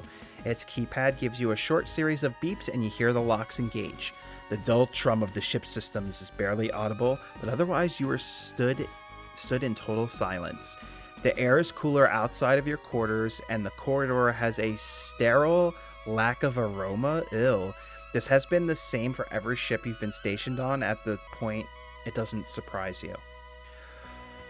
Okay, this is a Swift-class patrol vessel, which means if I leave this quarters block, I'll be going 4-side thoroughfare. If I go right towards the AFT, I'll arrive in the central hub, then I can head to the bridge. Alright, so the game is basically telling me I have to go to the right. Forward side. Uppies commands? Do I need to make an uppies command? I like this warning low gravity sign. You leave the crew block behind and find yourself in a much larger corridor that stretches off to your left with multiple smaller corridors leading from it. To your right, the corridor leads to a large plaza-like space. A very faint breeze coming from your left rustles your hair and chills you slightly, and you hear the sounds of human activity. From the right, you can hear the hum of the ship's engines more clearly now, as well as the occasional low, quiet whirling sound. I imagine it's like that. Looks like I was right.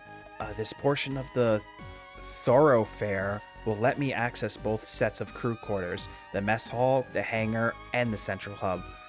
From here, I can access the rest of the ship's areas. I should hurry up to meet the captain before I look around elsewhere. Look anywhere else. All right.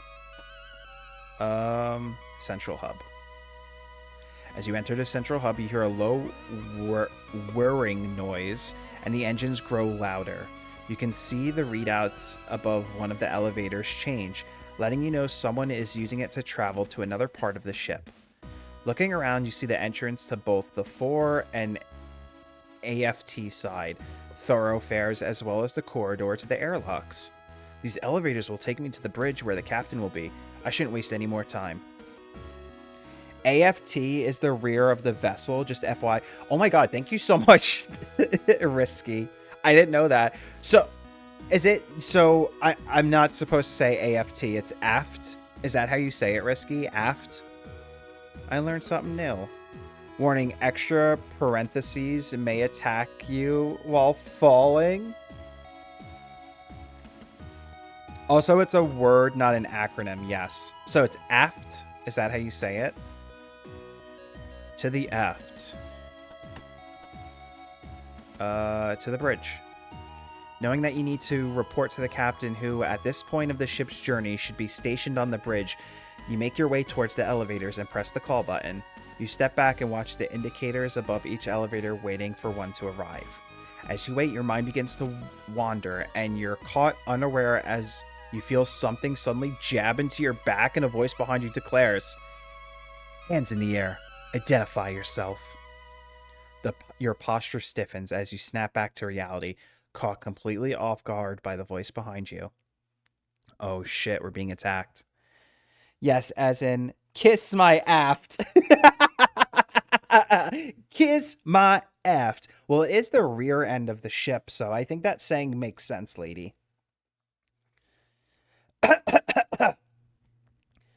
Mike Tyson, is that you? Oh no, Risky.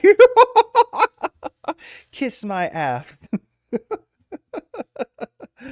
I didn't know Risky was a salty sailor boy.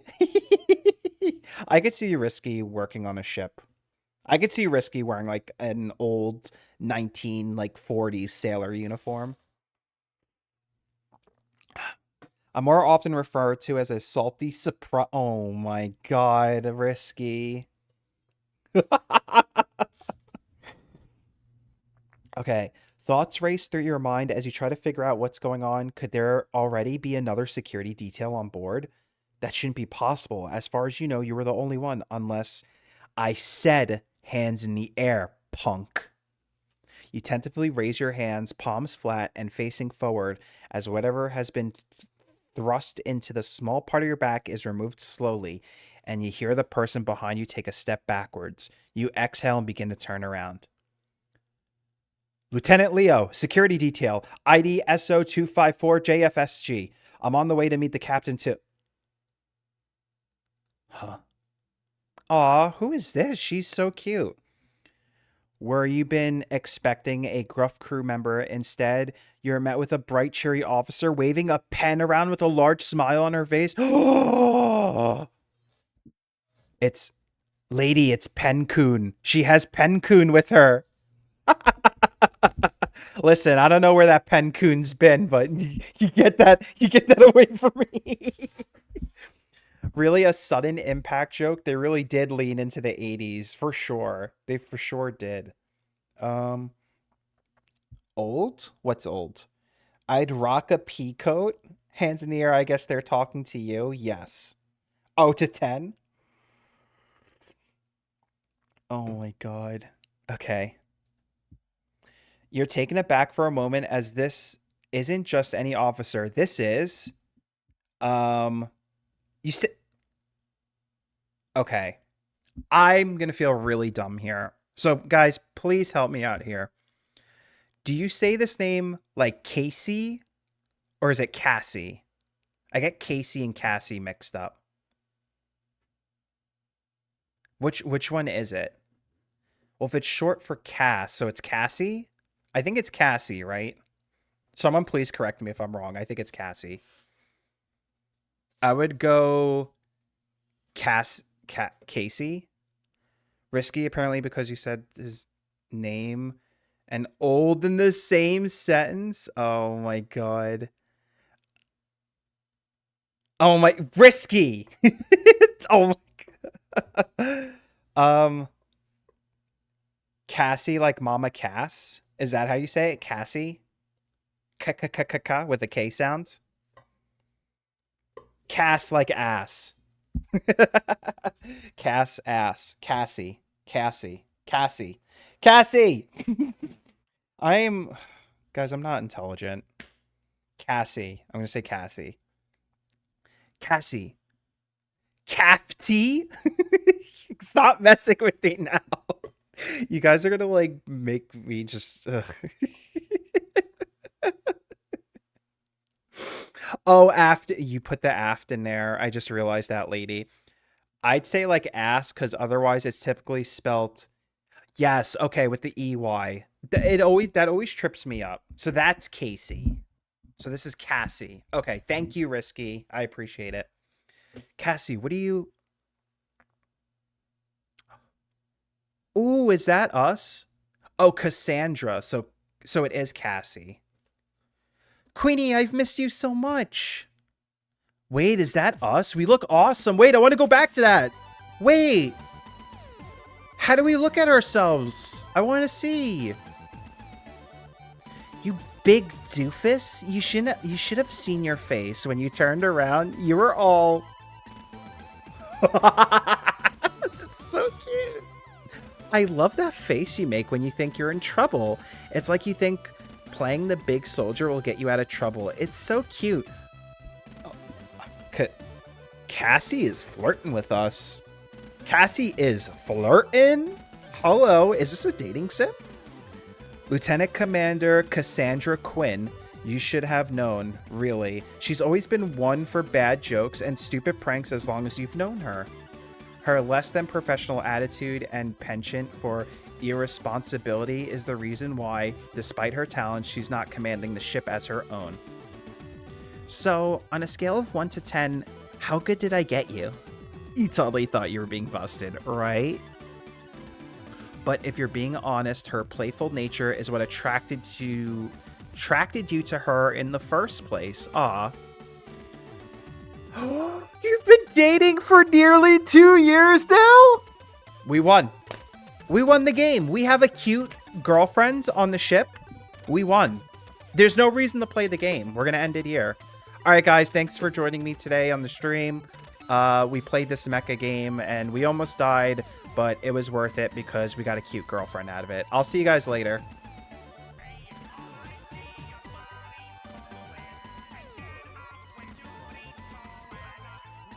I'm kidding.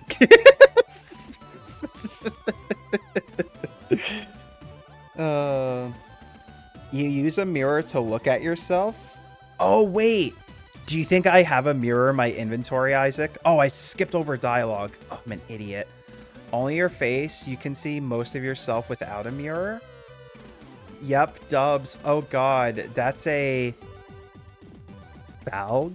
She's dead. Whoa, whoa, whoa. Flag. That was... Yeah. You're good, Risky. You're good. Yo, we got to take her to do some... 10. 10. This is not that type of stream, 10. Jeez. This is not that type of game. At least I hope not. This was not advertised as an adult game. Well, the thing about that is there a log I can look at? Fuck, I skipped over dialogue. I'm sorry.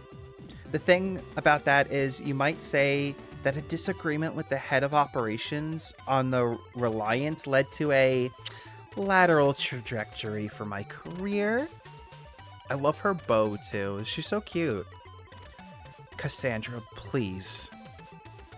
Okay. So maybe when it came time to change the ship's cybersecurity passwords, I couldn't be bothered to spend all day sitting in the computer core, waiting for it to generate new codes, so I just changed all the existing passwords by a single digit. You place your face in your hands as a dull groan rises from the back of your throat. Ugh. This isn't the first time you've heard of a story like this? Oh no, girl, what are we doing? And maybe it turns out when they ran the cybersecurity drills, they assume that the enemy have your old passwords, so try brute forcing from those. And maybe that meant the ship was compromised in about 0.5 seconds? Oh no!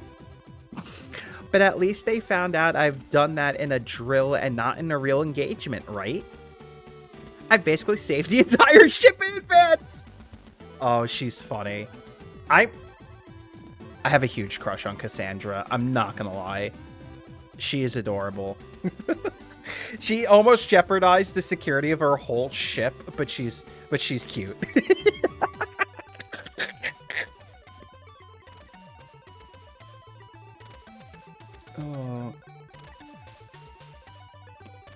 Like poker? Poker is very adult. Not yet. It's not. No, more like the implication. Oh my god. 10, you're getting spicy again. 10's getting a little spicy in chat. You could see your entire backside. I wish. I wish. You got 10 points cooler. Most of it, yeah. I can't see my backside, actually. My butt's too big. Classic cybersecurity fail. Two kinds of people. People who have a crush on Cassandra and people who are wrong. Wait, lady, have you played this game? You've played this? Too bad she's gonna die. Stop, Risky. Don't you even joke about that. Thank you, Isaac. I like to see Casey's entire backside. Oh my god, lady. Oh, okay. You were saying that with such confidence. I assume that you have played it already. Spicy Viking! Hi, welcome in. How are you doing, Spicy? It's nice to see you. Oh my god, thank you for following, Spicy.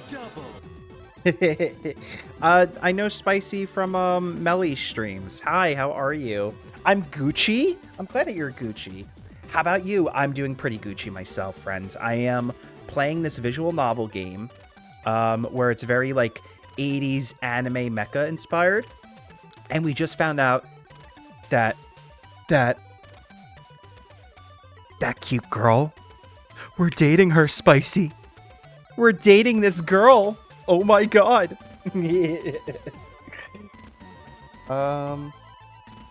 She'd red flag so hard. You can't tell me she's gonna make it out alive. Don't Risky. Come on. Queenie, I wasn't talking about butts. I meant like your backside, the back of your legs, etc. All right, I could see all of that. But my backside, my butt, no. But of course, I made it about butts.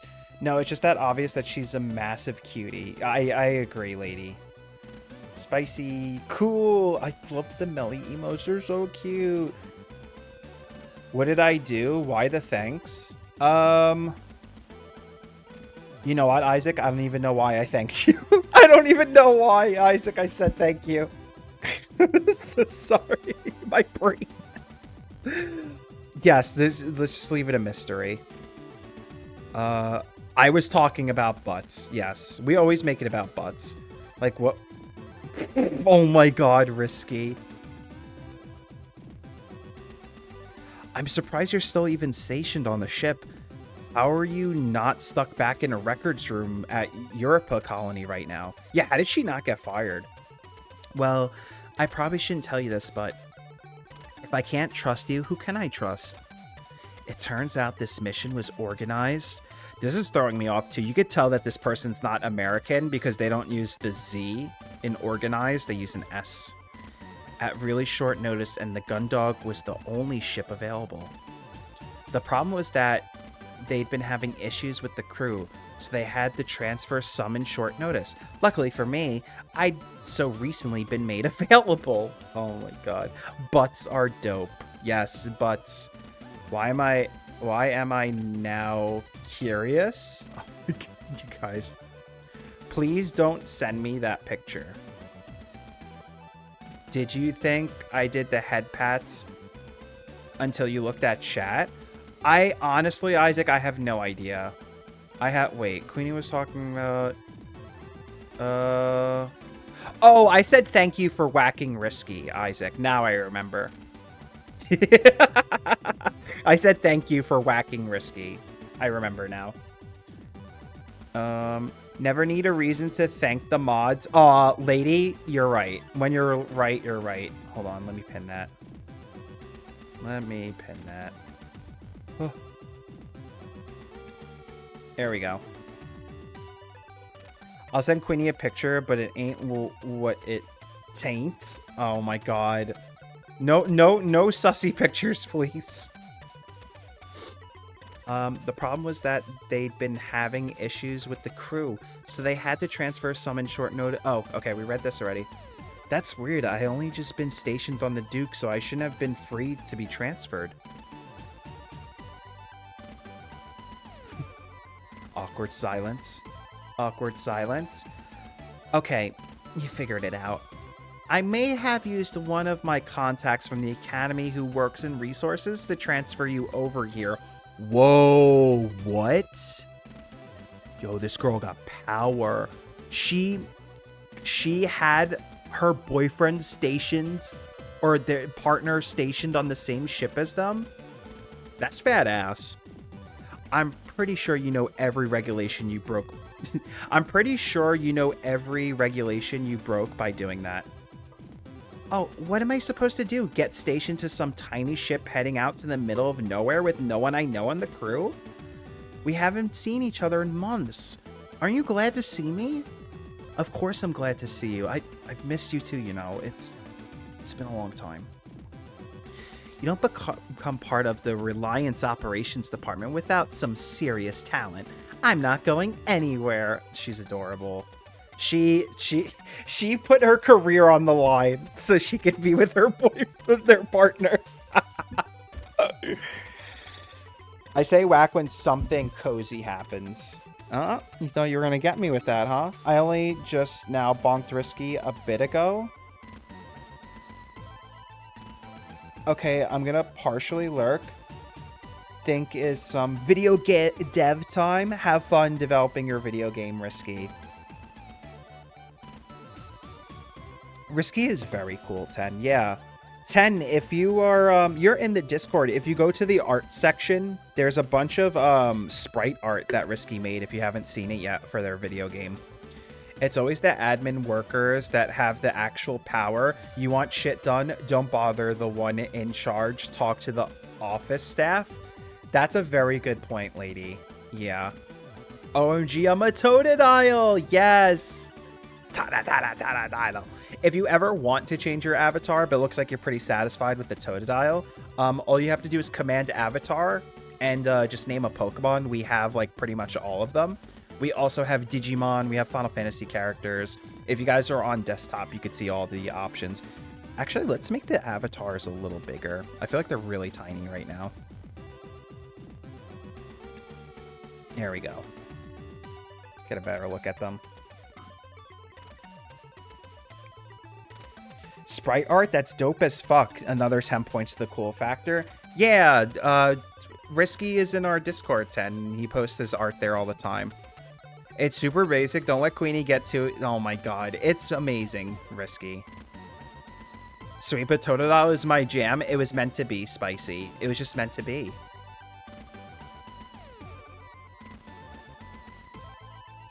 Oh, you said you were on your way to see the captain, right? Have you had a chance to take a look around the ship yet? No, not yet. I was going to. Great, I'll show you around. I've been here a few days, so I basically know the ship like the back of my hand. Where do you want to go first? I was on my way to see the captain. I felt the engine start up, so I know we're launching soon, and I thought that I should probably report in as soon as possible. Oh, don't worry about that. I've already logged you on board, so it's just a formality now. Besides, Captain Bartermuse isn't exactly a stickler for procedure, so we could check out anywhere you want before we head up there. Well, alright, in that case... Great! This is going to be the best tour you've ever been on. By the time it's over, you'll have seen every inch of the ship. And meet everyone on board. I almost made a joke there. I stopped myself from getting too sus. I can't say no to a Deoxys avatar, though. You can certainly change it to a Deoxys. All you gotta do is command avatar and write Deoxys. Okay, I'm on the computer now. I see the pin message. Thank you. Aw, yeah, ladies, amazing. Also, I'll be like partially lurking. I'm getting ready to hang out with friends later. Oh my god, Isaac, I hope you have a great time with your friends. And thank you for lurking. Every inch, all three. Guys, stop. Stop. Stop reading my mind. Mine is already a Deoxys. Oh, I didn't realize, lady. That's awesome. Oh, you have the speed form, too, of Deoxys. I think the speed form might be my favorite. Deoxys is so cool. I love Deoxys. Deoxys is my favorite legendary Pokemon. Fun fact. 3, that's too much. I took enhancers. Oh my god. Deoxys is pretty cool. You guys are getting wild.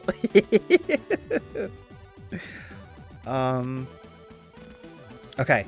It's been so long since we last saw each other, too. We definitely need to take some time to stop by my quarters and get reacquainted. Okay, she said it, okay?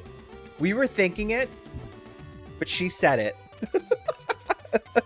She wants to get reacquainted in her quarters, guys. What is that? You know. You know. Charizard because I'm a Gen 1er. Yeah, Charizard's great. So, such a sweet design. Deoxys, yeah. I really like Deoxys' design. I like that it could transform, too. You can now access every area of the Gun-Dog. Select talk. Alright, let's use... Oh, the use has to be... Okay. Look around the central hub as Cassandra already begins to move her way to the first destination, waving at you to follow. It might be a small ship, you think, but now would be the perfect opportunity to learn about its layout and familiarize yourself with where you'll be spending your current duty. Plus, you admit it wouldn't hurt to meet all the crew. Better get to know them sooner rather than later. Okay. Okay. Ooh. Podium announcement. How you plan to get... Wow, Risky. Really?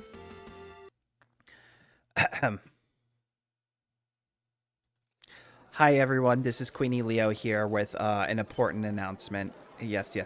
Hi, everyone. I would like to announce that me and Cassandra will be getting reacquainted in her quarters, and we're gonna get reacquainted by playing Stardew Valley together. The most intimate thing two people can do when they love each other. And anything else that happens is no one's business. Okay? We're going to be playing Stardew. There you go, Risky. My favorite, overall, for no particular reason, is Skymory. Skymory is such a cool Pokemon. I love the steel and flying type. I did not get reacquainted with the woman. Skymory's cry has always sounded like it's saying RPGP to me. All right. Isaac, I feel like we need to pull this up. Because you always hear, like, really unique things, and then it always converts us. So hold on. We're going to YouTube, right? We're going to the YouTubes. We're going to the YouTubes. All right, let's look up Skymory's cry. All right, we all ready for this? Y'all ready for this? Do I need... I think I need to capture it on the window, right? For you guys to hear it? Okay.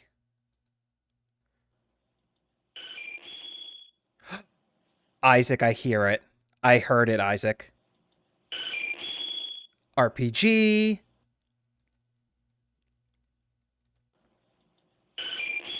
RPG. It's saying it, Isaac. Right? You said RPG. Did you say Skymory? I sounded like it was saying RPG. Oh, P. There's a P at the end? What is this? What is this? It went to a random video.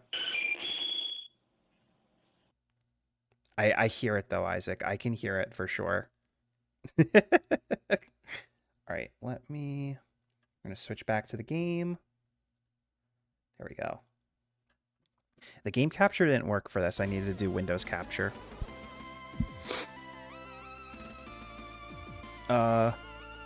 Exactly what I was hoping for. Stardew Valley and chill. Yes, Stardew Valley and chill indeed. Oh, there will be doing the oh my god, 10. Did you say Sky Marie? No, RPG. RPGP. Oh. I hear RPG. It almost sounds like it's one of those 90s 3-note brand jingles. Dun, dun, dun. I could see that.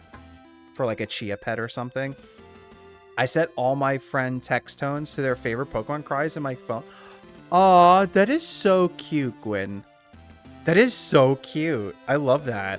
Is it at the point where you have it like memorized? You hear it and you go, oh, this is so-and-so. I actually really like that. That's so cute. Also, Pikachu's old cry before they had it say Pikachu sound like it was saying 2 beer a bar. All right. Hold on. Pikachu cry. Original. Is this the original? Let's see. I don't think this is the original. I just clicked on.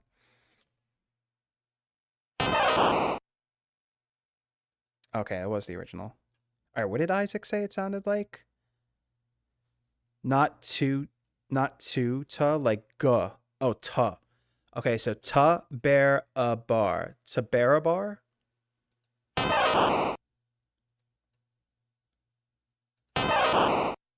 I kind of hear that. I kind of hear it. I kind of hear it, Isaac. Oh my god. All right, let's get back to the game. Oh, we're supposed to move. Let's go to the sick bay. Let's see all the sick people. The elevator door hisses open. You both step onto a wide open room. You immediately struck by the glare of a high-powered lights that are set into the ceiling. Just as you regain your vision, the powerful aroma of clinical disinfectant burns at your nostrils. Ugh.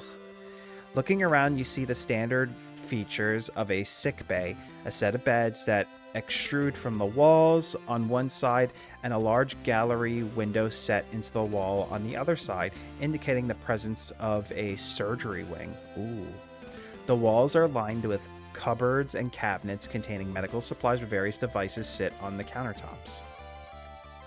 In the middle of the room is a large desk set to face the entrance.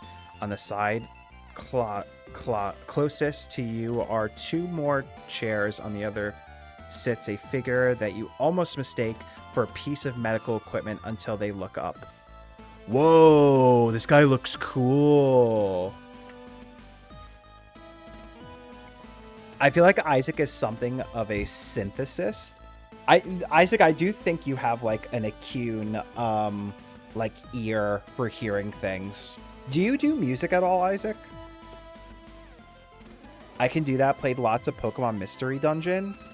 I can identify them based off their cry, probably. That's really impressive. I cannot do that.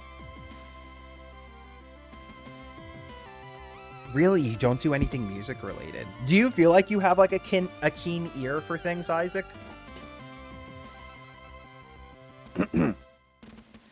Okay, what is this guy's voice? I feel like he has like a Miss Quinn.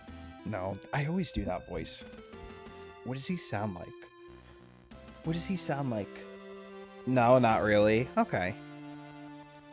What does this guy sound like? I feel like my hearing can be pretty good, but IDK. Gotcha. I just like like how you perceive sounds. Synthesia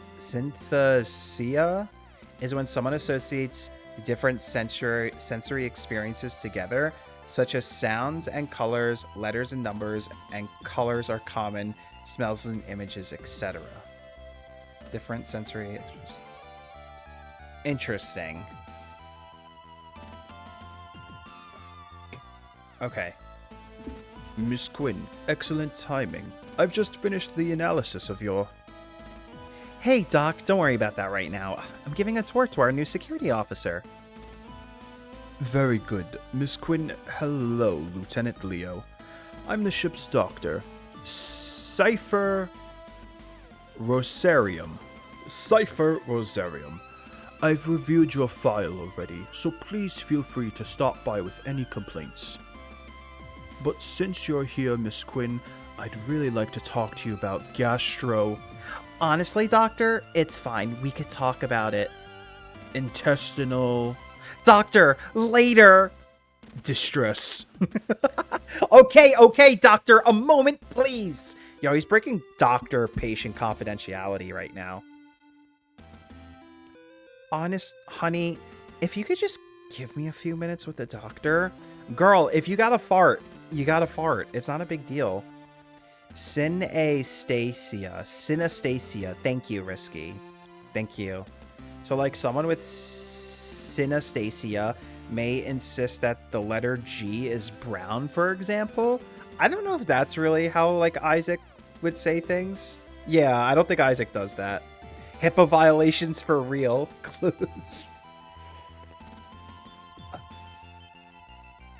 Yeah, no problem. She got all embarrassed. She's got something with her farts.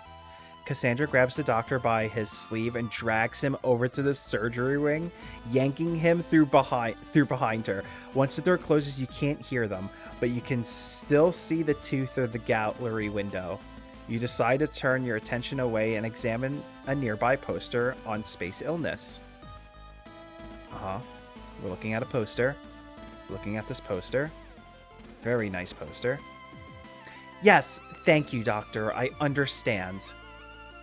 So that includes any synthetic meats or carbohydrates.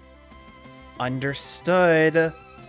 But as I've explained, I've got a full supply of Nutri-Shake powders that should serve as a balanced replacement for the meals for the food vendor should affiliate your... Doctor! Damn, he's violating all kinds of HIPAA right now. This is so funny. Tummy troubles.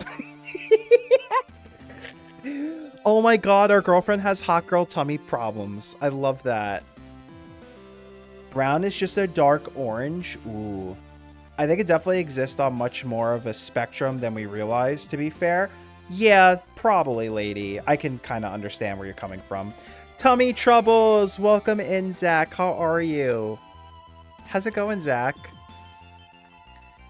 This tour is moving on. Alright, I guess we're going to the next section. Let's go to... There's like an... Let's see. There's no like engineering area. Four-side thoroughfare. Oh, wait, we've already been here. And here we are in Fortified Thoroughfare. I know, I went to the quarters earlier when I came aboard. What did you say? Four-side Thoroughfare? No, I don't think you did.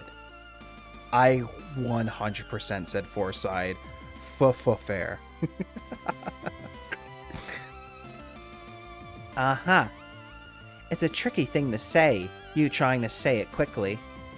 Four-side thoroughfare, four-fide thoroughfare, four-fide for fur fair. Aha, yourself! We'll call this one a draw, Lieutenant. Oh, and I'm making bratwurst tonight? Ooh, can I have some, Ted? Going good. Get stuff ready when I get back to streaming. Other than that, testing out Stellar Blade. And much like it announced to all those who played the demo, we'll have that save data to go where we left off from the demo to full game save data. I love that they do that with demos, by the way, Zach. And I'm glad you're enjoying Stellar Blade. I've heard nothing but great things. And I'm happy you're going to be streaming again soon. That'll be fun. All right. Let's go to fire control. Moving beyond the mess hall and the hangar access, the two of you continue to the furthest end of the four-side thoroughfare. The door at the very end of the corridor is shut, the words fire control painted on it in large stenciled letters. Cassandra swipes her keycard through the reader by the door before turning to you. So this is fire control. The gunner's probably here, but, well, you'll see. That's pretty cryptic. Of course, Queenie, come on over. All right, I'm getting my car now. I'm getting my spaceship, actually. I was likely going to do new game instead since I grinding the demo off screen. Gotcha. Yeah, you might as well start fresh for the stream. As you follow Cassandra through the doorway, your eyes take a moment to adjust as the strip lighting that illuminates the rest of the ship is now conspicuously absent. Instead, the entire room is lit by the phosphorescent glow from an enclave full of screens and readouts. We also have an ad starting in less than a minute, just to give everyone a heads up. Looking at the screens, each one seems not to be showing much more than a few specks of black backgrounds.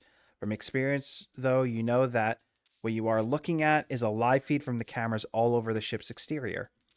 In the center of the enclave, facing away from you, is a seat like the ones on the bridge. From this angle, it's impossible to tell if there's anyone in it, but you notice a tiny rhythmic hiss coming from it.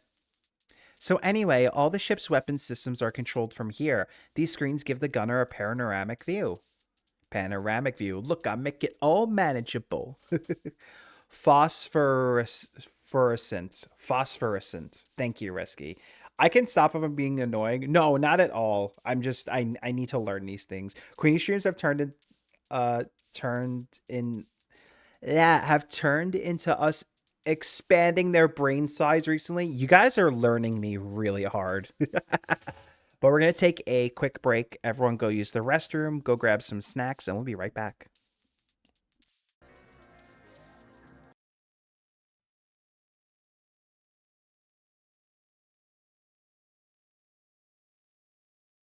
Curse, motherfucker! Oh my god, this is such a stupid bit. This is so stupid. I'm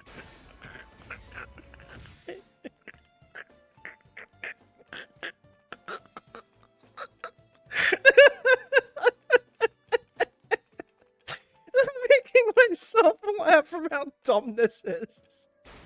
All it is the pay. Why is the me so thick? Like, that caboose. That caboose be thick.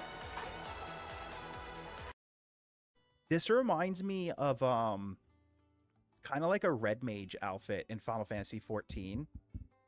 Oh, we're definitely using that one. Torgal has an outfit too? Whoa! I like... Guys, do we want the titty window or no titty window? What do you want? Tits? No tits. Tits? No tits.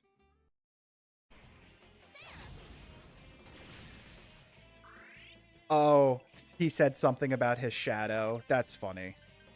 I see where you're going, yeah. Peter Pan always chasing after his shadow.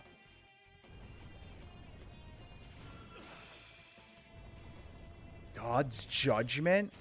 Dude, I judge myself hard enough. Do I really need God's judgment as well? Alright, that's 3. We're on can number 4, you guys. Holy shit. Kyrie! Oh, no! Sora! Kyrie and Kyrie! Sora. Oh, Remember stop! what you said Stop! before? I'm always with you too. Oh my I'll god. come back to you. I promise. That monk better not ask us to pick up the tab, right? We're in high school, sir. We don't have any money. Morning. I request that you wake up. Is she just in our room? You have successfully awakened. Mission complete. Honestly, I wish someone would congratulate me for waking up out of bed. I need that some days. Why? You don't know. This is nightmare fuel. Oh my god. Like all of a sudden it's like, Now it looks like Jade's like mama bird feeding you. oh. I'm sorry, that's gross. Can you like just waltz on into Takeba-san's room and stuff? Oh god. Okay. Well, it did not take me long to realize why Kenji is not very liked. Like, what kind of a comment is that?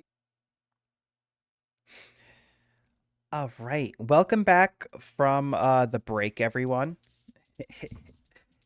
It's expanding their brain size, trying to learn harder. I am trying to learn, you guys, and I do appreciate it when you tell me like the proper way to pronounce things, because I do want to sound like smarter and be a more like presentable with things. But I appreciate you guys. Welcome back. Is the gunner here right now? You look over Cassandra's shoulder at the back of the seat. You swear you see a quick flicker of movement, but you can't be sure it's not just the flash of a readout reflecting off a surface. Oh, Dylan, yeah, he's here. Should we say hello? What can I say? Trying to be a hype man? You are a great hype man, Zach. Thank you. You don't have to try, Zach. You are the hype. I am the hype! Oh my god. Zach, you've seen Dragon Ball Abridged, right? Or no? Well, normally I would, but... Cassandra leans back slowly, as if trying to... surreptitiously sneak a peek at what's on the other side of the chair without it noticing her. She quickly turns back to you after a moment's pause. There's some very big words in this that I'm not used to. I love DBZA. I'm the hype for adult time. Oh my god. Okay. Surreptitiously. Okay, thank you. What does that word mean? I love it when you said, I am the hype. It's one of my favorite quotes. Okay. Well, Zach, I think I have the perfect entrance to set up for you on Mix It Up then. That's why I was curious to see if you've seen it. I am the hype! Fucking love Dragon Ball Abridged. In a way that attempts to avoid notice or attention secretively. Thank you, Risky. I am the hype. I love it. Cassandra leans back slowly as if trying to... Oh, okay. We already read this part. And I don't want to read that word again. Surreptitiously. To do something in a sneaky way. Ooh, garlic? What about garlic? Who has garlic? Why are we talking about garlic then? He just looks so in the zone, you know? It seems a shame to interrupt him. Interrupt what? Cassandra leans back again and after a moment quietly gestures for you to come take a look. Oh, this character looks cool. I like their jacket. Sat in the chair is a man who looks a little bit older than you. His eyes are closed and his face a picture of absolute serenity. Over his ears are possibly the single largest pair of headphones you've seen in your entire life. As he sits there oblivious to your presence, his right leg bounces up and down and his wrist flicks constantly. Ooh, what kind of music is he listening to? You wonder for a moment if he's okay before spying a cassette player poking out of his jacket pocket. Yo, he's rocking a cassette. You realize that the hiss you hear is the slightest whisper of the music that he's listening to, escaping from those substantial headphones. Is this okay? Shouldn't he be a bit more attentive? Don't worry, it's fine. He's not even on duty. Yeah, but what if there's an alert? Let's find out. Oh my god, Cassandra. Garlic, the garlic gun. Oh yeah, DBCA. And that one is still green. The garlic gun. Cassandra moves over to a panel just before the monitor laden alcove, takes a receiver off the wall, enters a few numbers into the keyboard. Hi, Vanessa. Yeah, it's Casey. Can we test the alert system in fire control? No, I know it's not scheduled. It's a spot check. Yeah, random testing, you know? Chief's orders. She's just making this up. Of course she asked. Why would I be asking for a spot test of the alert and the fire control if Chief didn't ask? You're a darling, thanks. Or the Hackamahumphis Big Bang Attack. Big coming from Mr. Special Beam. Oh my god. Dragon Ball Abridge is so good. I love it. I love it. Ooh, you're gonna start the Pokemon game. Awesome. I don't know, coming from Mr. Special Beam Cannon. You guys both said the same thing. Ten and Zach, I love that. I love the part where Piccolo's talking to Kami and Nail. Like, you guys have any better ideas? Nail gun. Damn, that one's good. To be honest, DBZA got me back into DBZ before Super was a thing. Ooh, that's a perfect like way to get you hyped up and back into it. Windscar. The random names they came up with. God, it's so good. Spirit gun. I wish they did more DBZA stuff. Gum pistol. They just say random stuff. To be honest, nail gun sounds dope as hell. Backlash wave. Now that sounds dirty. Okay, 3, 2, 1. Loud. In an instant, you see the figure in the chair bolt upright, yank their headphones off, and lay their hands on the fire control system, their heads snapping back and forth as they rapidly survey the wall of monitors. False alarm? Hey, Dylan, don't mind us. Just had to do a spot check on the alarm system. Chief's orders. Oh, hey, Quinn, no problem. Who's this? Lieutenant Queenie Leo, ship security. Oh, hey, Warrant Officer Dylan Dees. Gunner, welcome aboard. I'm so immature because I want to say Dylan Dees nuts so bad. So bad. Now that sounds dirty. I'm reading that again, but that also sounds dirty. If it weren't for copyright strikes, TFS would done full episodes for Boo Saga. Now they do shorts. I do like some of the shorts. Yeah, and the copyright strikes must be a pain in the butt. D's nuts had to. Thanks. Well, let me know if you guys need anything. That alert totally got in the way of an awesome solo, so I'm going to rewind and pick up where I left off. Good to meet you. Okay, he's just jamming to his music. Oh. Oh my god, why are we, like, lagging?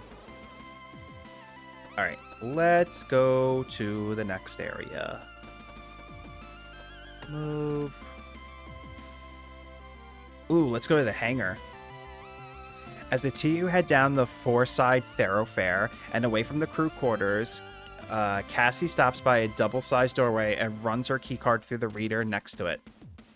Watch your step, she instructs, tapping her knuckles on a large warning sign next to the door that reads Low Gravity Zone. Dylan D's nuts! Oh my god, you guys. If the devs didn't think it when writing his name, I'm the Easter Bunny! What kind of sauce should I make? If I don't make a sauce, I'm going to get chopped. What are you making again? You're making, oh, like a sausage, right? I don't know what sauce would go with that. I have recalled many DBZA quotes due to watching over 100 times. Oh my god, Zach. Yes, you're making brats. Yeah, I don't really know. Mustard is traditional. Maybe like a, do you guys like sauerkraut? Maybe make like a sauerkraut for it. Ooh, a cheese sauce, that would be good.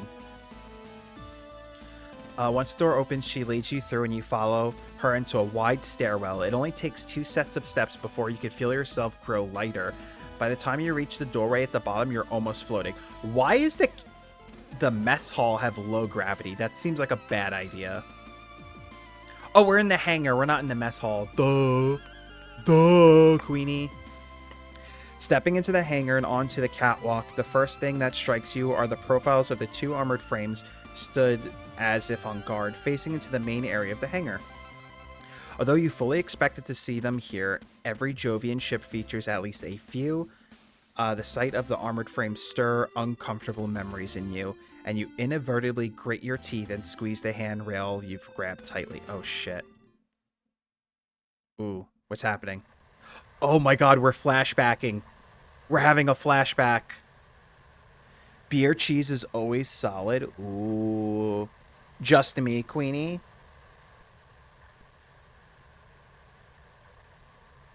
I enjoy this much. Is a sausage or on top of it? Okay, I was being serious, but I see it now. Zero gravity at the mess hall sounds like a death trap for a video game. Yeah, I forgot we were going to the hangar, though. Ma'am, they're firing on us. There's so many of them. Oh God. Ma'am, help. Oh, no. We have war flashbacks. The line of retreat's totally cut off. We can't get back to the ship. Ma'am, what do we do? What do we do? Stop panicking and form up. 3 and 4, on me. We're going to punch a hole through their formation and... Damn. The character portrait looks like Amuro. Ooh, you think so? It was probably done purposely risky. The first one did. I would have to go back. But yeah, I bet they purposely did that. I'm cooking the sausage, so I'll have to be on top. Have it to be on top. Yeah, cheese sauce for the brats would be good. Hey, are you okay? Yeah, I'm fine. I think just the change in the gravity level left me a little bit queasy. I know how you feel. I was late for a hangar audit once and rushed down straight after a big lunch. I was moving so fast that with the gravity shift, my stomach contents couldn't keep up. Gross. Don't say that to your girlfriends. Excuse you. Queenie. Tell me about it. I did everything I could to keep my mouth shut. Oh. So she puked? She puked in zero gravity? Oh, no. You know the rule for low gravity zones. What you spew is left up to you. I wasn't going to be late and on cleanup duty. Speaking of duties, shouldn't there be someone around here? Dalton should be around here somewhere. If you're feeling funny, stay here for a moment and I'll go see if I can find him. Sure. Stop panicking and lock in.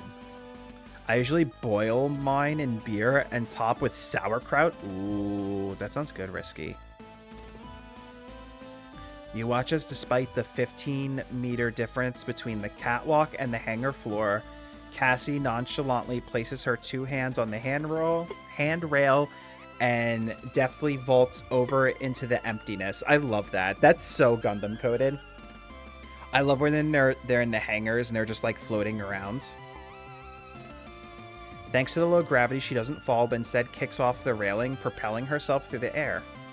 As Cassandra drifts off, eventually catching on to one of the armored frame's legs, using it to swing herself around to float in a different direction, you place your elbows on the railing and your head into your hands. I have to imagine, though, like... they're fixing things. Like, you have to be careful not to leave tools floating around, because if you're like floating around and just propelling yourself, imagine you hit yourself in the head with like a wrench that's just floating around. T-Flex, hello, how are you doing, T-Flex? Welcome in. Meter, totally American, right? Yeah. I'm not a big fan of kraut. But it's more of a mental thing, and it reminds me of a whole grandfather. Reminds me of my a-hole grandfather. Oh, I'm so sorry, Den. Then yeah, let's not do sauerkraut. Was he an angry German? Oh my god. You got it? Oh shit. You turn your attention back to the stoic features of the armored frames, head and sigh deeply. Your attention is caught by the cockpit hatch on one of the frames being half open. Looking around, you see everything as you'd expect. Armored frames, weapon rack, storage containers, various equipment. All of it's restrained appropriately and... these big words. Fastidiously arranged. The cockpit hatch is the only thing that breaks that pattern. It's weird, I can't find him anywhere. I know it's definitely his shift right now, so he should be around somewhere. Looking past Cassandra at the armored frame with the ajar cockpit hatch, a thought strikes you. I think I might have an idea. Follow me. My grandfather, on the other hand, was a great man.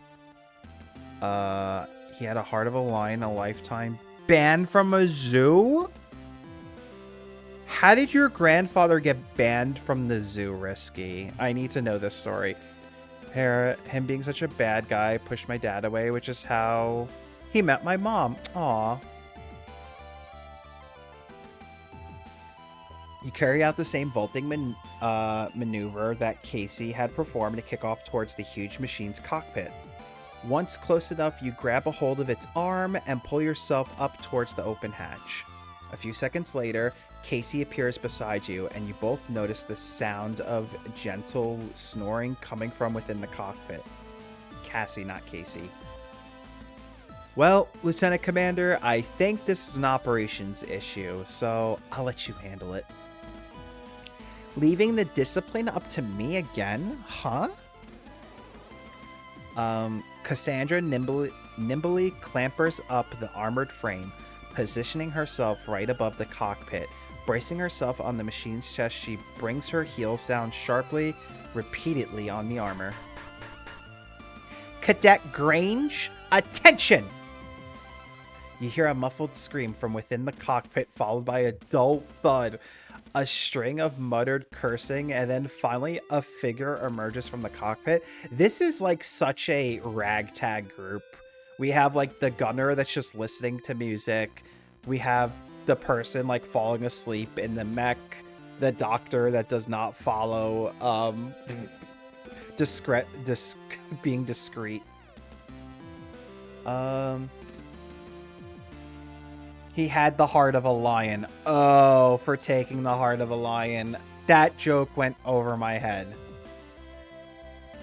That went over my head. Guys, I'm not the smartest, okay? I'm not the brightest. It's Kai from OG Gundam. Oh, I could see that, Risky. Kai would definitely fall asleep.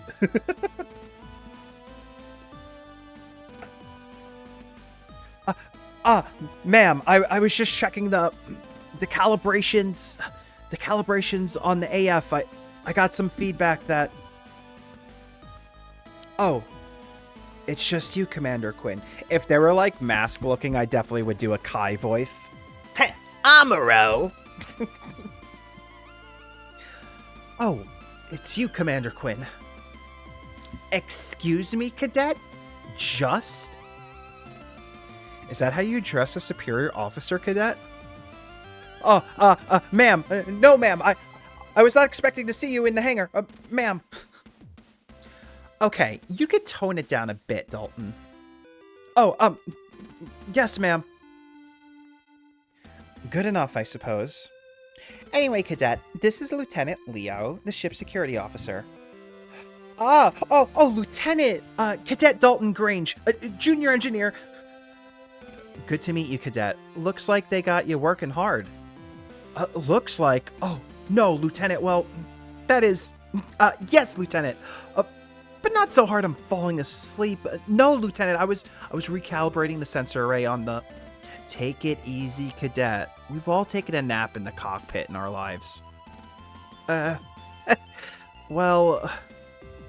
Of course, we never took cockpit naps with the chief giving us our orders, so you probably need to get back on it with whatever you were doing, huh? I totally forgot. She's going to kill me! Good kid, right? I feel sorry for him already. Oh, they are a boy? They looked very femme to me. Okay. But I guess they could look femme and still be a boy. How close-minded, Queenie. Okay. Now we'll go to the mess hall. Let's see. Remember, I got the ear of a lion, the wings of a bat because it's midnight from Limousine, Homestar Runner. I have not seen Homestar Runner 10. You guys were talking about it before in the Discord. I've seen that red character, but I don't know anything about it. Yeah, it was the song right after Feed the Children. You guys all are familiar with Homestar Runner. I have no idea. I don't know anything about it. Is it worth going back to watch now? Or is this a nostalgic thing? 20 cool points. 10. Where did you get all these cool points to give out? And here we have the highlight of the entire ship tour. The mess hall. Ooh, we got vending machines. There's a candle. Cassandra's face is radiating happiness as she gestures through the double doorway that you've stood by into the mess hall. Looking inside, you see a canteen like any other. Tables, chairs, vending machines, it's all here. This is the highlight? It looks like a pretty standard mess hall to me. So is there no cook? Is it all artificially made and stuff? Also, who restocks these vending machines, by the way? Is there I just imagined a Lay's potato chip spaceship docking in the ship, and then the vendor comes out to restock the vending machines. Is there a Frito-Lay spacecraft in here? Who's stocking the machines? I'm asking the important questions here. We need to know. And I will find out.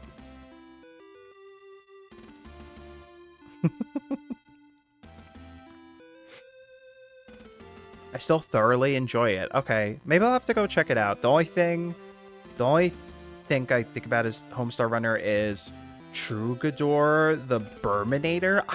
I don't know any this wave of pop culture totally missed me. And then 10 says nostalgic, but the strong bad emails are probably worth a few watches, like the anime one or Trugdoor. Maybe I can link some on the Discord for you to watch if you feel like it. No need to go out of your way. I also did not switch back to the gaming screen. Oh my god. You bet. You know why? Tell me. Because you've got both of the different kinds of vending machines. The red one that stocks the spicy potato chips, and the white one that has all the different chocolate bars. Wow, so that's all bases covered, huh? You've got all the fundamental food groups. I'm not sure... Hey, Quinn. A rough voice calls out from further in. You hadn't noticed them previously because of Cassandra's enthusiastic presentation of the vending machines, but someone sat in the far corner, stands up and drops a half-smoked cigarette into a coffee cup and strides over. They're so cool! Oh my god. How do I get this cool? I need a cool androgynous voice. What's going on, Quinn? Who's this? Lieutenant Rumney, were you just smoking in the mess hall? Take it easy, Quinn. I was sat right by the extractor vent for the meal vendor. No harm, no foul. That's not the point. The extra strain on the air scrubbers from cigarette... Yeah. So anyway, who's this hottie? Whoa! Damn, this person's causing all sorts of trouble right now. Well, cat's got her tongue. Name's Haru. Haru? Stop. Their name is Haru, like the mascot in Gundam. Again, all these names, they're done purposely. Oh, Teen Girl Squad would be good too. Yeah, I'll definitely check these out if you guys want to post them in the Discord. I like her more with every new room. Yeah, Cassandra's great. Haru Genki. Name's Haru. Haru Rumney. What about you, good looking? Lieutenant Queenie Leo, ship security. Queenie Leo. No way. Really? Last time I checked. Well, all right. Good to know. That's all for me, Leo. You know where my quarters are, right?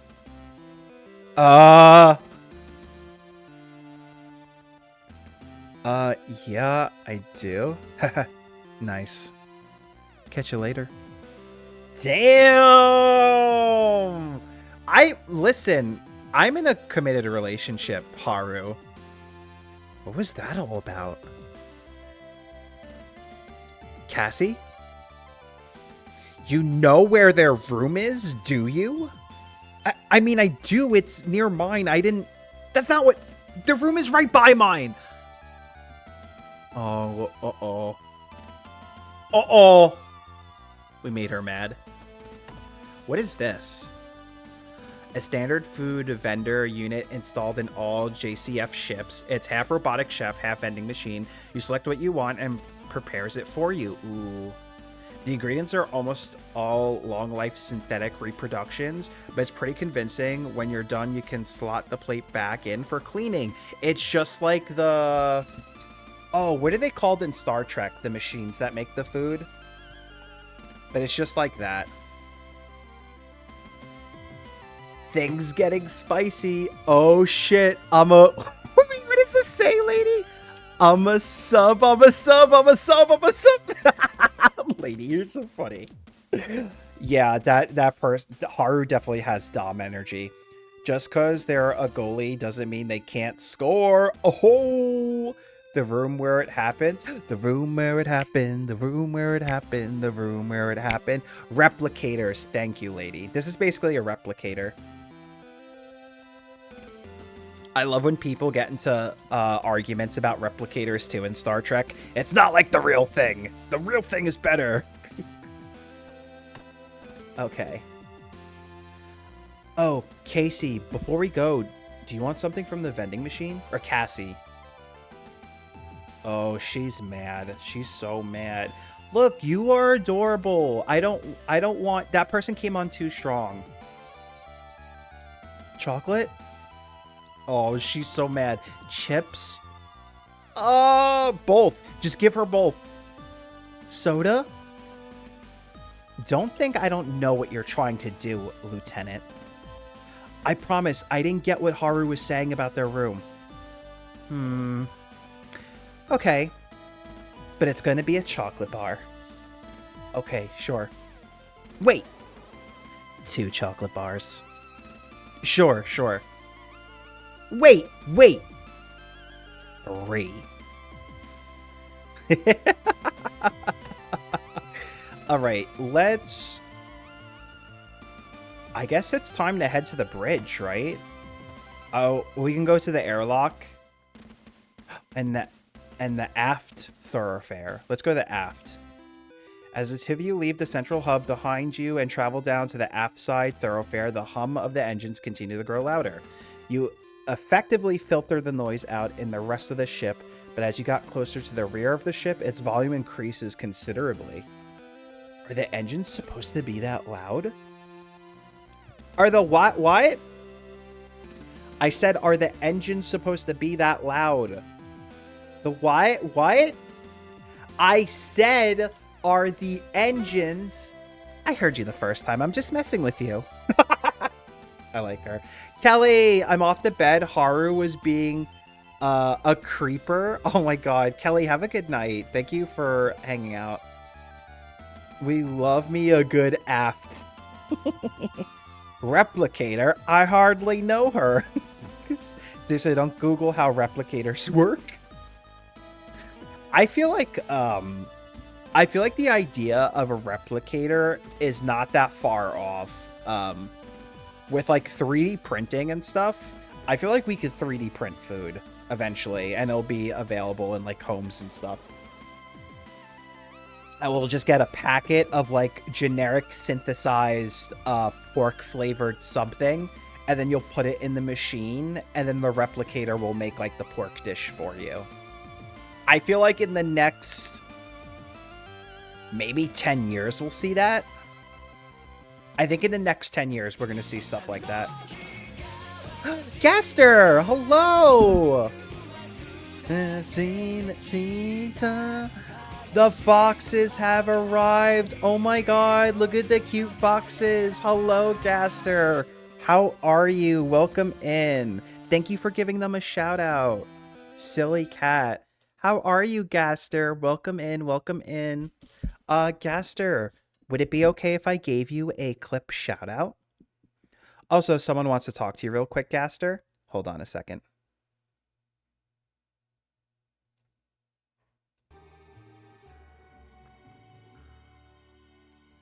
Hey, how's it going, Gaster? It's me, Queenie De Niro here.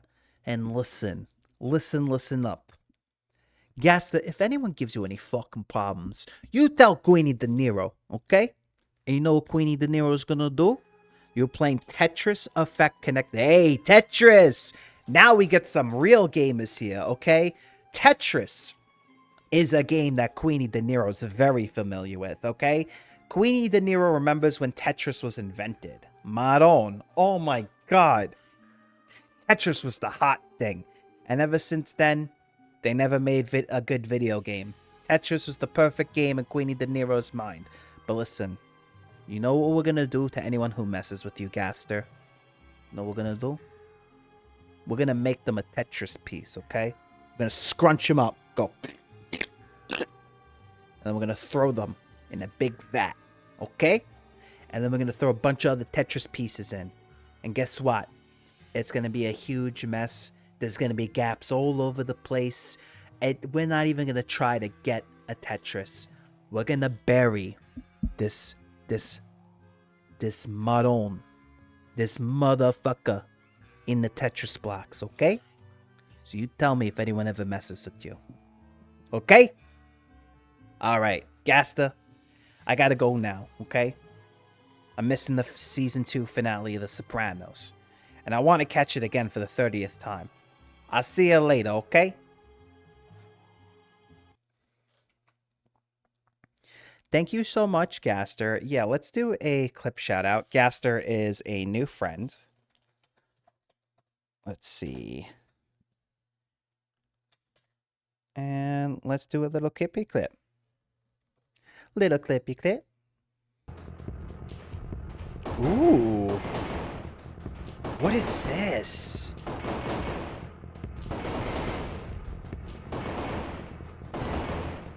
Ooh. So yeah, the fun thing about Gaster is I feel like you play a lot of like indie games. If that's not correct, please let me know. But from this clip and then the other time where I came into your stream, I really like that you play like indie games.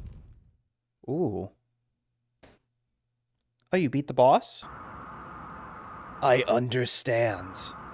The form I need is yours. What was that? What did you, Gaster, what did you do? Was that a baby? Did you kill a baby? Damn.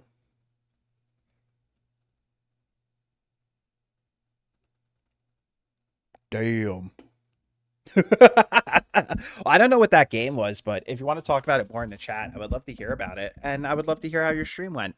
But if you need to raid and run, I totally understand. I hope you got some snacks in you. I hope you take a bathroom break and do whatever it is you need to do. And thank you so much for raiding me. Overwhelm? Is that the name of the game? Indian variety. Okay. Yes and no. Food time. Go cook some food, 10. Let me know how it comes out.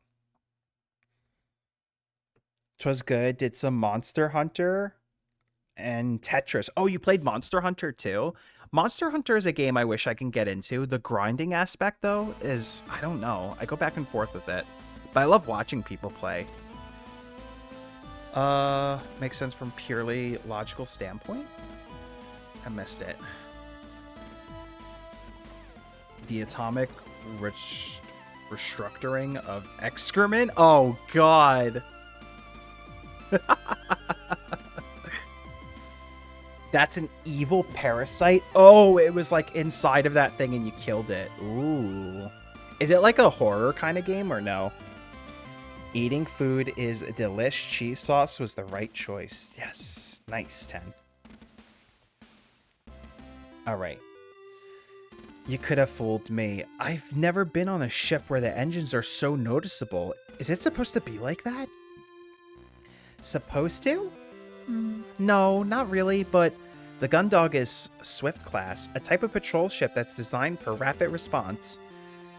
They're made to cover large areas of space quickly and offer basic assistance to ships in distress. That, or to be the first on the scene to gather intel and issue warnings if anyone comes too close to Jovian space. Which means, design-wise, they're prioritized speed above everything else. I guess the best way to sum it all up is that the Gun-Dog is basically a huge set of engines with a tiny ship strapped to them. Oh my god. Well, that's reassuring. Oh, I gotta sneeze. The sneeze needs to come out. Ooh, it is a horror game? Okay. Kind of reminds me of, did you ever play... What is the one game where you play as a creature escaping a laboratory? That one was really fun. Oh, I'm trying to remember the name of it. I can't remember. Creature? I don't think it was Creature. Anyway, Silly Cat, I need to eat. I hope go get something to eat, Gaster, and thank you again. It's not Creature, Isaac. I'm trying to remember what it was called. Video game. Hold on. Video game indie red creature.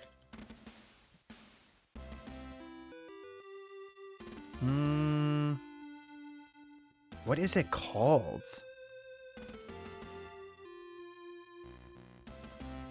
Wait, I think I found it. Oh my god, it's taking forever to load though.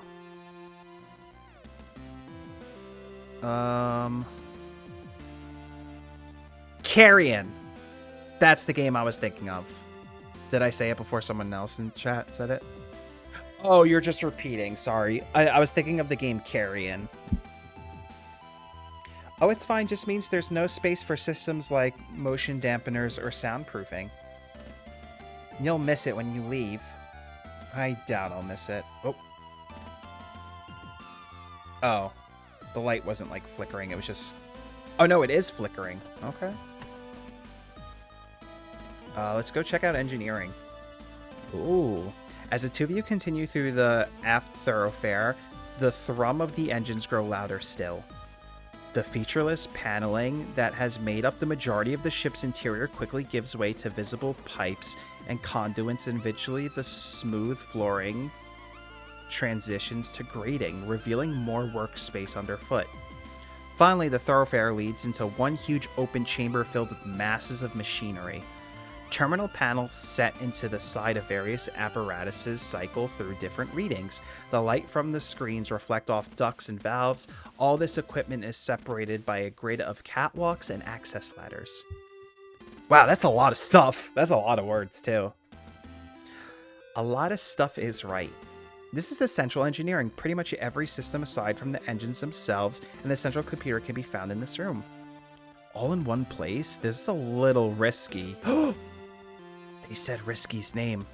Risky, are you in the game? Well, a Swift-class ship relies on an absolutely minimum crew. The Gun-Dog only has 2 engineers. I think they figured it'd be easier on them if everything that was important was kept in one place.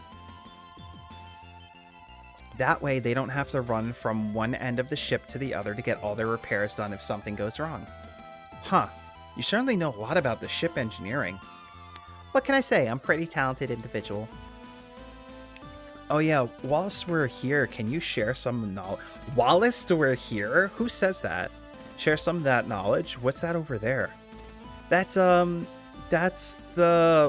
Thalenic Conversion Unit. And what's that? Oh, that's the omnifaceted Wayne shaft? And what about that? That's the Turbo Encalbulator. Every day's a school day. That's me in stream. Every day's a school day for me. A little me. None of those yet, ladies. A little riskies. I'm head of operations, not chief engineer, okay? I don't need to know what... Hey! No one better be screwing around up there. You both jump as stern voice barks at you from below. Looking down, you see through the grating that there's another catwalk situated below the one you're stood up, with a crew member moving at the speed towards the ladder that joins the two walkways. I swear, if I find so much as a single terminal readout out of place, I'm stuffing the two of you into the organic processing system. If I have to retrieve one more pen from behind the compressors... That's so funny. The crew members continue to grumble as they ascend. Ah! Guys. I know we have a girlfriend. Why did they have to put a muscle lady in this game? Why? They did make this game for me! Not only is it 80s anime inspired, but there's also muscle women. They wrote this game for me. Thank you for the confetti. Legit. Legit. Like, if I came out and I was just like, alright guys, I have something to tell you, and the credits play and it just says written by Queenie Leo, would any of you be surprised? Barking from below, it's the Gun-Dog. Okay, I didn't know the confetti was gonna shit its pants. It's a little creation of mine. A little creation of mine. Alright, what does she sound like, though? Oh my god, oh my god. The muscle ladies. I'm flustered. I'm so flustered. But Cassandra's our girlfriend. I have to gaze respectfully. Creation of yours? What? The shit in your pants? Yes, I made the confetti. I made the Final Fantasy. I put the Final Fantasy VII music and I edited it in so it gets interrupted by the fart. It's my creation. Quinn, you better not be here telling me your favorite pen has somehow fallen into the system block again. No, Chief, you got it right here. Haley, thank you so much for the lurk. I appreciate it. I hope you're having a great day, and I'm happy you're here. Damn straight you do. Now make sure you hang on to that one, or you're going to need someone to pull you out for the system block instead. And who's this? Our wayward security officer? You got a name there? You quickly throw a sharp salute at the woman in front of you without even checking her rank first. It's the muscles. It's the muscles, not Pen-kun. Oh my god. Not only does she loom over you physically, but you quickly pick up on a force of personality that feels like it adds an extra 6 inches to her considerable stature. Lieutenant Leo, the security officer of the JFS, Gun-Dog, ma'am. Oh, that face! She did not like being called ma'am. Less of that ma'am business, Leo. Name's Mackenzie Cathays. Chief engineer, but that's chief to you.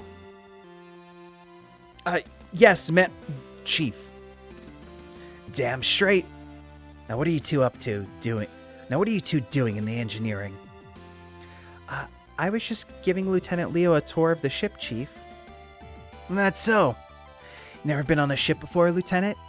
First assignment? Never on a Swift class, Chief. I've only served on strike or supply classes to date. That's so. Which strike vessels? The JFS Victory and the JFS Thunderbolt, Chief. Again, another Gundam reference. Gundam Victory and Gundam Thunderbolt? Come on. Come on. I see. I see what you're doing, Stories from Seoul. I would get along so well with the people who made this game. We have all the same interests. Gundam, muscle women.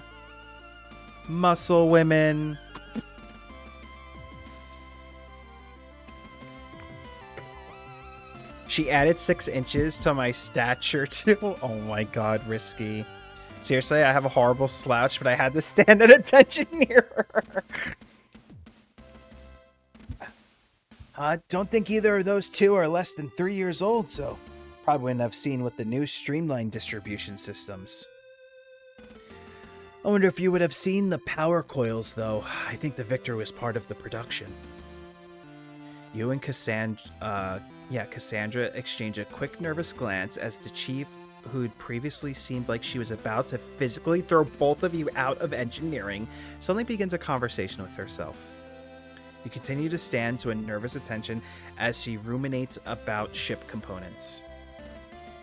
Chief, is there, anything I can, help you with about those ships? Oh? Huh. Lieutenants! Didn't realize you were still there. Here. No, you're off the hook, Leo. Not unless you could tell me whether the Victory was outfitted with the 3rd generation B-Pack upgrades anyway. Sorry, Chief, I don't think I could. Wonder if that's because of that retrofitting takes into account space availability in the ship's interior for minimum traversal impact. Although, maybe it could be that it takes... I think now would be a good time for us two to move on. Good idea. Well, that's all, Chief. We'll just be going now. Oh yeah, sure. Don't let me catch you screwing around here again. All I wanna do is see you turn into a muscle woman, a muscle woman. The two of you watch from around the corner as Chief Kath Hayes continues to mutter to herself, pacing back and forth, checking terminal readouts and various displays. Eventually, she heads down the ladder that she climbed to confront you. Now out of sight, Cassandra darts towards the engine room, gesturing you over. Checking over your shoulder in case the chief has reappeared, you make your way to her just in time for the doorway to the engine room to open and Cassandra to disappear inside before you can raise an objection. Well, it's gotta be better than staying here with the chief. Look, she could throw me wherever she damn well pleases. That's absolutely fine, lady. We don't kink shame here. I would agree, too.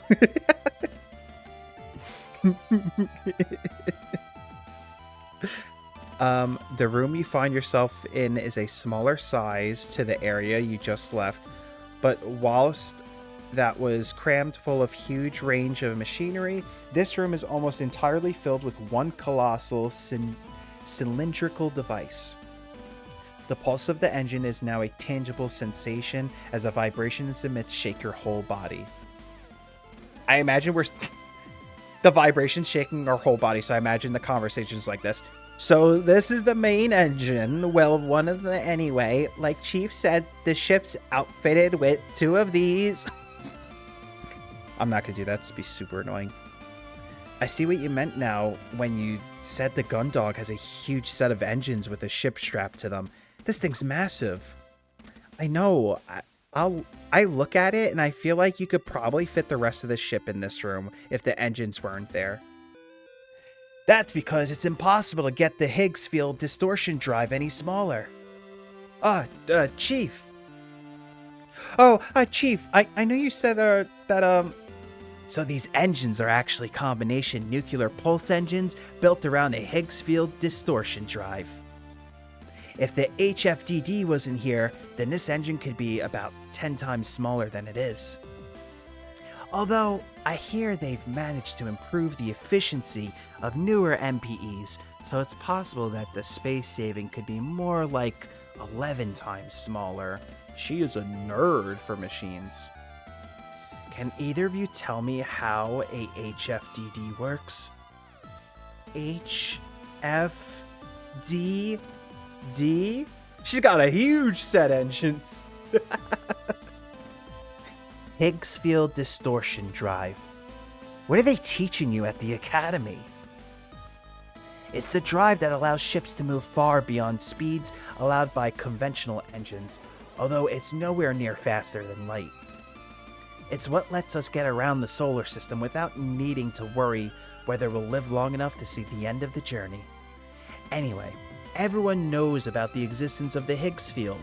It's what allows interaction with the Higgs boson that gives particles their mass. Oh, right. Mm-hmm. We have no idea what she's talking about. All it would do is change your mass. Not sure how that would help in space travel. I guess she's gonna explain it.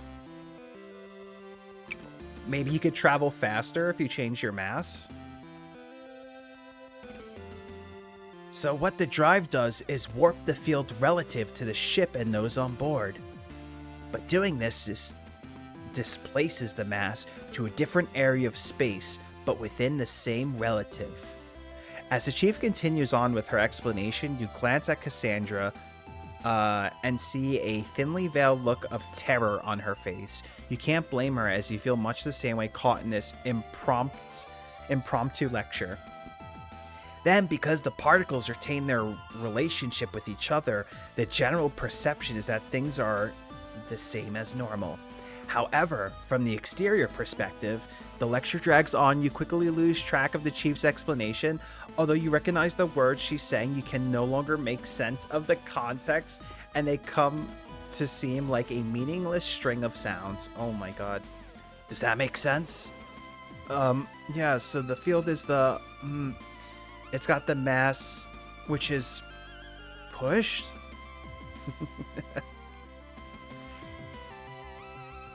I suppose it would be safer to travel since Higgins boson particles can travel through other particles. So this is like a real thing she's talking about. Is this not like made up science fiction mumbo jumbo? No accidentally smashing into meteors? No. How do I put it? Okay, so imagine that space is a ketchup packet and you're the sauce. The sauce? Right, the sauce. Now, what the distortion drive does, it's like a thumb on the universe of the packet. It moves the sauce around by changing the shape of the packet and pushes the sauce. Oh, okay. I understand what she's saying. The packet is the universe where the sauce and the drive is a thumb. You've got it. You quickly glance back at Cassandra and meet her eyes, and she's doing the same thing. You know for certain that neither of you have got it. And that's why these engines have to be so big to house that drive. Oh, it all makes sense now. I see. Yes, definitely. Great. Well, now that you appreciate the science behind it, I won't have to throw you out of here. Thanks, Chief. Anytime. Just remember, Lieutenant. Yes, Chief? Screw with anything, and I'll throw you out the airlock instead. Ooh. All right, lady. If you want her to throw you around, all you gotta do is mess with the stuff inside the ship.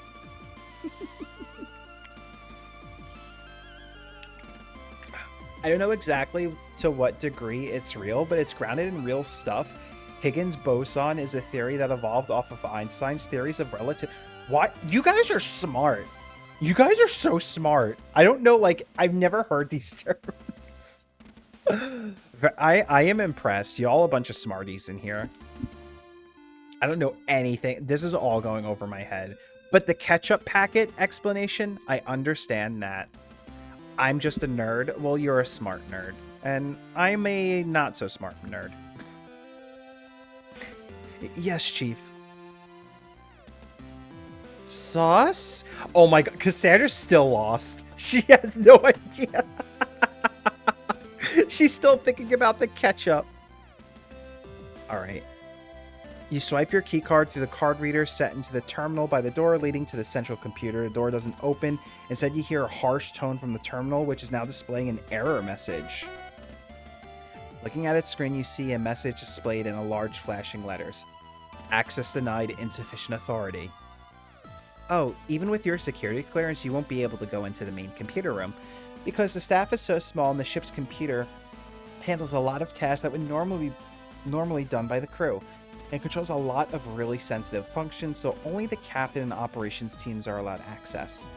Oh, I don't think any of the ships I've been on had a computer system like this. The bigger ships usually have their computing distributed amongst multiple systems across the ship. But because there's also got a larger crew, there's more that the people on board are responsible for.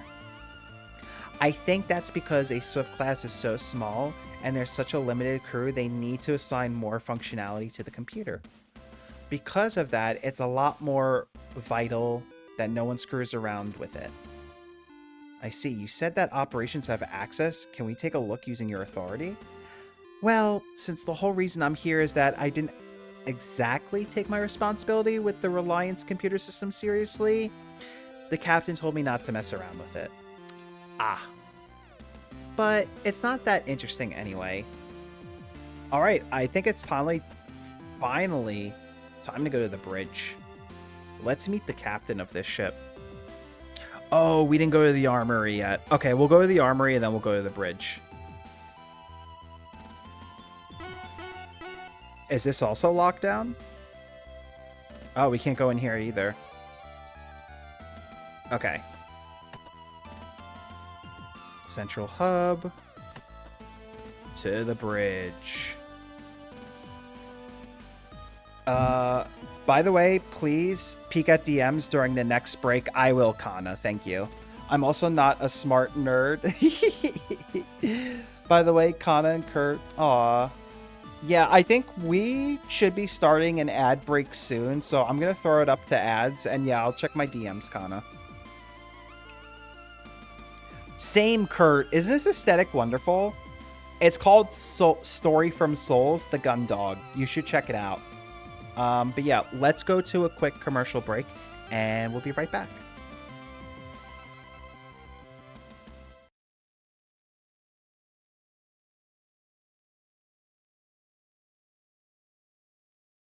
You chose this, not me. We could have made an amazing team, Ultras. But you could not let it happen. You couldn't let it happen. Why? Why did you resist? I would have been a great traitor to you. Why do the ones I love always run away from me? Colors. If there is a hobby you were thinking about getting into, do it. This is the weekend to do it, Colors. Try it out. Try it out. Whether it's Gundam models or drawing or interpretive dance. That's right, guys. Colors is going to get into their interpretive dance arc, and I'm all here for it. Okay? And if you... Fuck!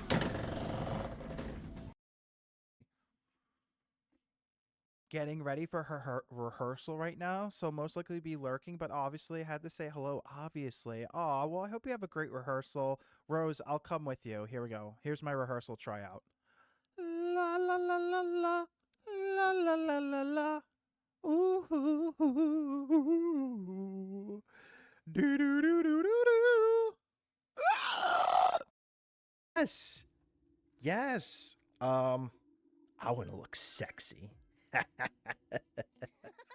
Are you serious though? I think that look would suit you as well. Okay, I'll make sure I'll make you look like my sexy sister.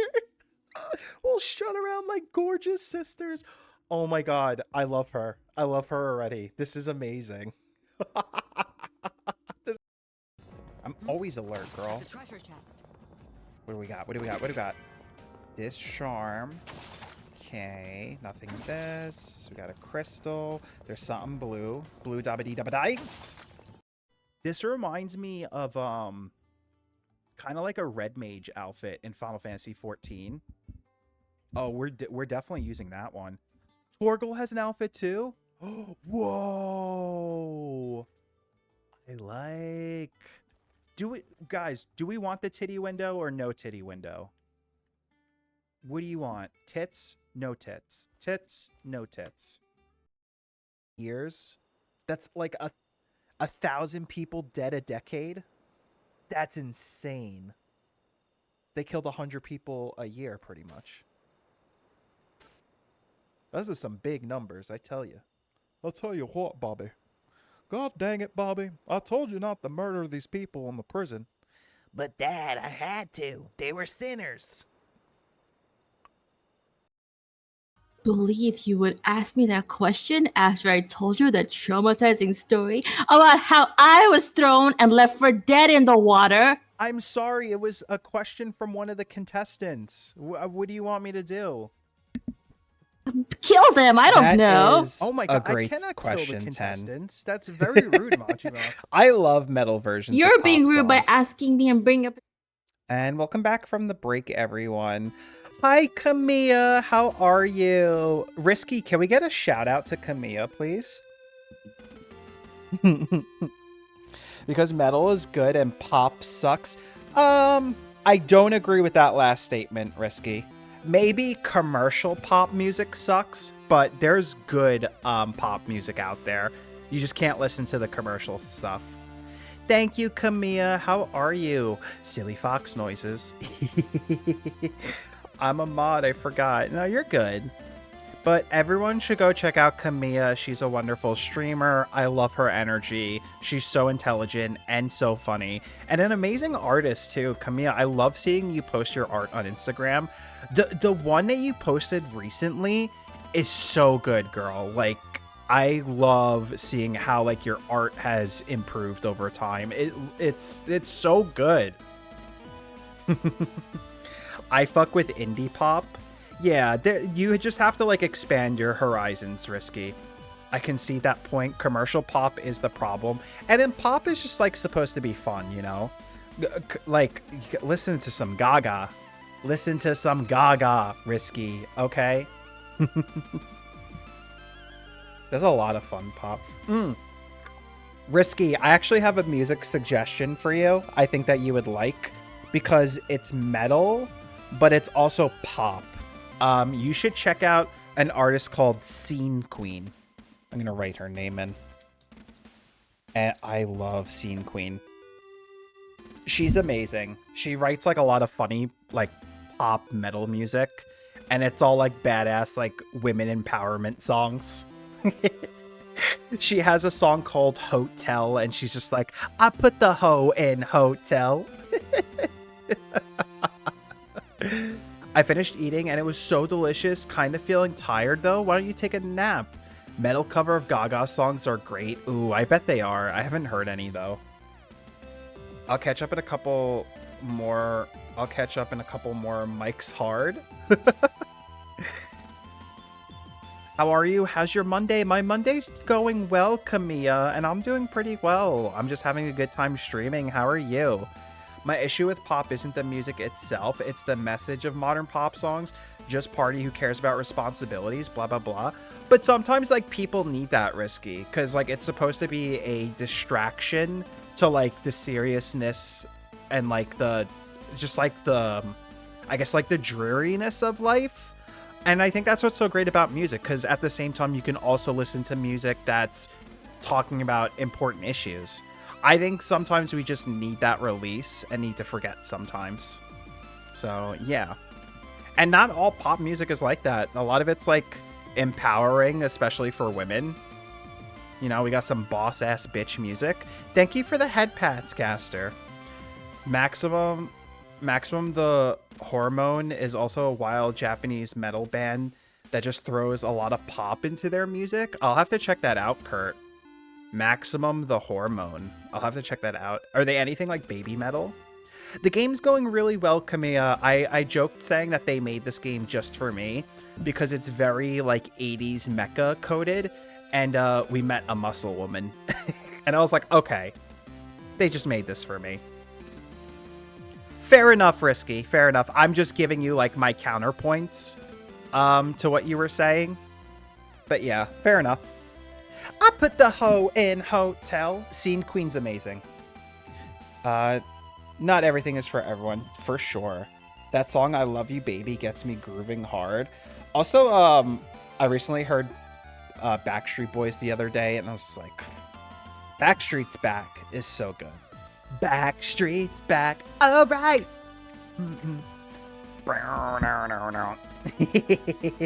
Oh, Gaster, thank you for the hug. Thank you.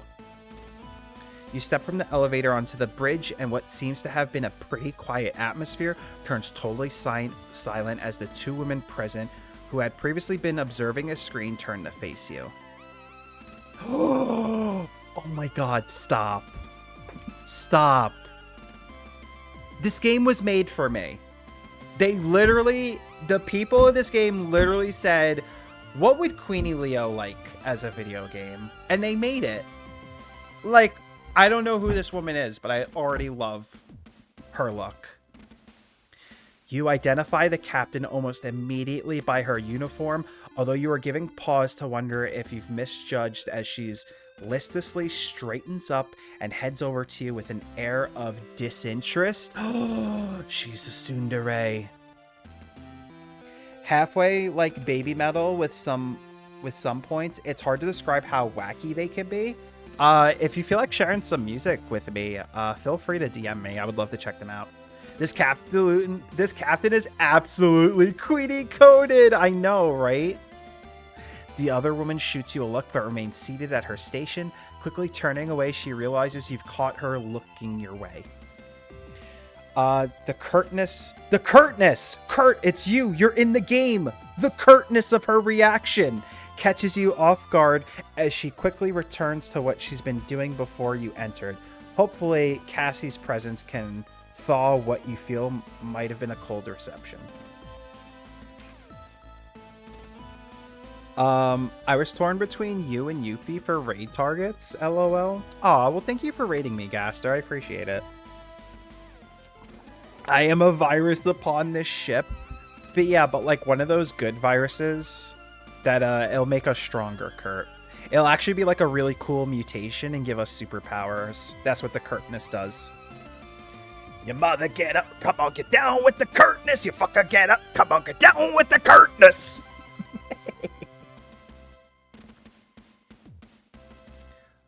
Lieutenant Queenie Leo, entering the bridge and reporting for formal assignment. You declare, throwing a sharp salute with Cassandra quickly following suit. Lieutenant Commander Cassandra Quinn, entering the bridge in accompaniment of Lieutenant Leo. You've taken it back slightly as you realize that you've hardly ever seen Cassie be serious about anything, even in her position. Whenever she had to talk about her assignment, it was always been dismissive or in a joking way. You're caught so off guard that you almost miss the captain addressing you. At ease, Lieutenant. Lieutenant Commander. Oh my god. Guys. I'm so flustered. She's so hot. Look at her. Look at her. I can't do this. I gotta fan myself. Oh my god, the Ralph flicks. That's what my Y chromosome said when they hit the egg. Oh my god, Risky. I got you freaking curtness right here, if you know what I'm... Hey, I got your freaking curtness right here, if you know what I mean.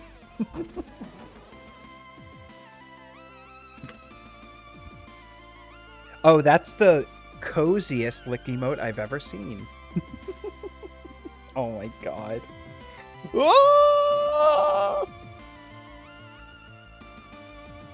You and Cassie both lower your salutes and loosen your posture slightly. There's a slight pause, which you can tell is the captain sizing you up. The informal assessment lasts a little bit longer than you're comfortable with until the captain releases a heavy sigh. Welcome aboard, Lieutenant. I was beginning to get worried that the notification we had that you'd come aboard had been a system issue. Oh no. She's mad that we didn't come right away.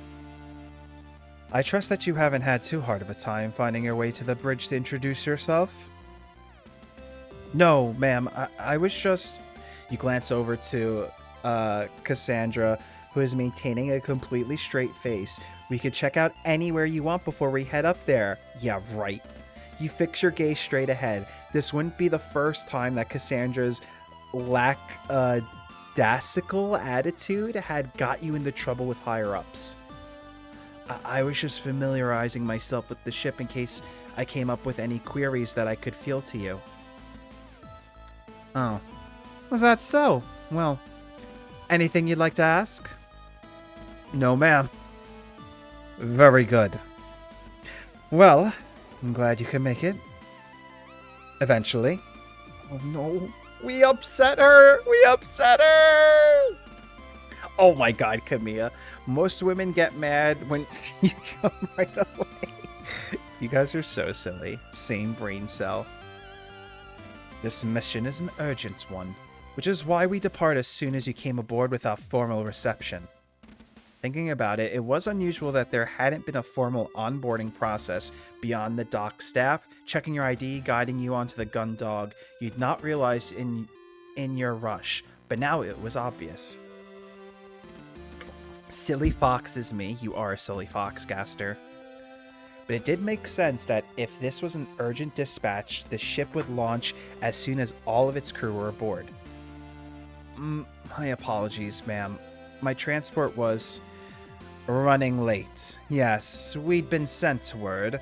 That wouldn't have had anything to do with you, would it? No, ma'am. There was a breakdown on the...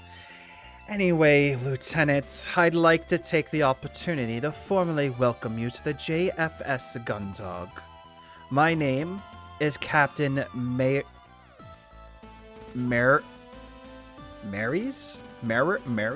How do you say that name? Bartermuse.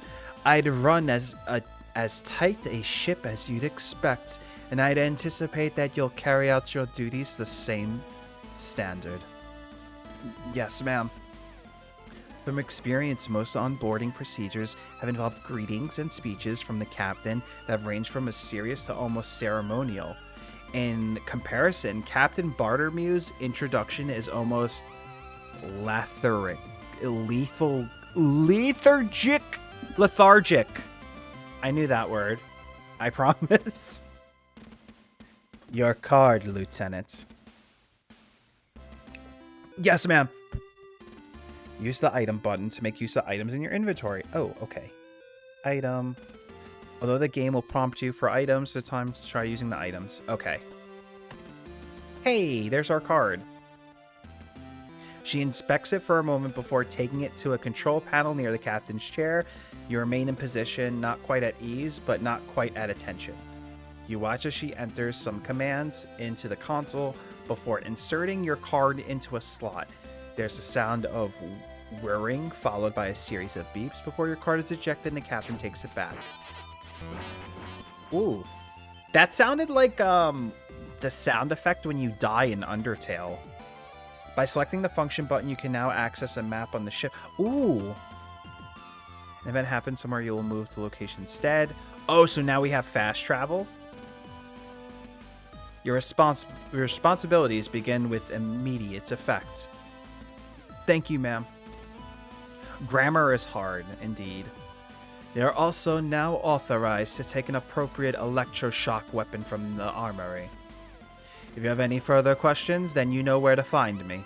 Dismissed. Yes, ma'am. Woo! Alright, I guess we're going to the armory. Oh, look at this. What is this? Armored frames, e-magazines, electroshock. Okay, so this is like a glossary type of thing. Tasks. Okay, visit the armory. Gotcha. Oh, we haven't went to the airlock or the captain's quarters? Oh my. Visit Cassandra's quarters, catch up with Cassandra. Oh, okay. Let's see here. Oh, so we're currently on the bridge. Let's go to the armory. Yes. Nice. Not really. That sound is much low pitch. Okay, it sounded similar to me, but maybe I don't have as good of an ear. Years ago when I was making music via Fam Tracker, I accidentally recreated those Undertale sounds in a song. I went apeshit upon the accident. Oh man. So wait, was that a good thing or a bad thing? I assume it was like a bad thing because you didn't want to copy it. But also cool that you accidentally made it. You swipe your keycard to the card reader, set into the terminal by the armory's door. There's a slight delay, but quick enough the terminal flashes the message, access granted, and the door slide open. Whoa. there's weapons in here. First thing you notice, the armory, is that the benches and lockers remind you of the changing rooms from the training center back at the military academy at Europa Colony. As you walk past them, you take a closer look and realize that they're the exact same kind of benches used on the larger ships you've been stationed on, which had sports facilities and changing rooms on board. Instead of sports clothing and equipment, these lockers are filled with a selection of combat gear, from body armor or electroshock weapons to a variety of small and light weapons. You know, this is the first time I've ever actually been inside a ship's armory. That's not really surprising. It's the only security detail that would have access. Even in a situation where a ship's expecting to encounter a boarding party, it's security's responsibility to distribute weaponry to the crew in advance. It's to ensure that there's no panic or crew don't get a hold of weaponry they're not trained to use. No, I thought it was cool. It was that, and sounds from Mega Man just tickled the wrinkle in my brain. Oh, that sounds fun, Kurt. That's like probably huge flattery too, that you're like, oh, I accidentally made this sound and music that I really vibe with. Famatracker is a DAW that uses the Famicom sound font. Yeah, Kurt has told me about that. Wow, this is like reading a book, very descriptive. It is. It's very descriptive, Kamiya.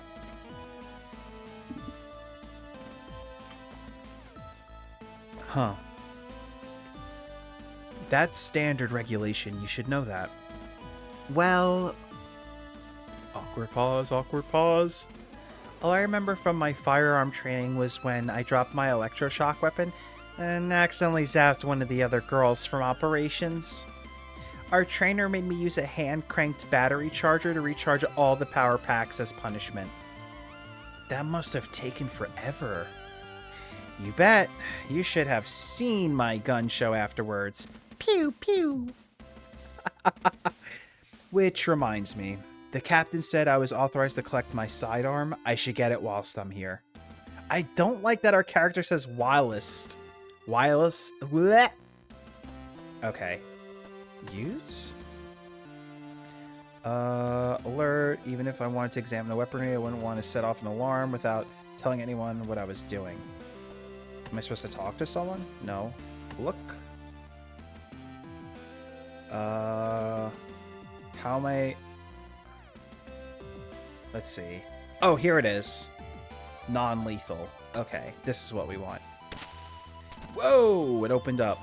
This is a weapons locker with electroshock weapons in it. I'm authorized to take one smaller weapon from here as part of my role as security officer. This one will do. Hey, it goes pew pew. What's that? It's just my standard issue duty weapon for my role as a security officer. It fires a barbed projectile that contains a miniature battery. It's non-lethal, but more than enough to stop someone in their tracks. I see. Okay. A lot of awkward pausing in this game. Hydrate, you silly cat? I will. Thank you, Gaster.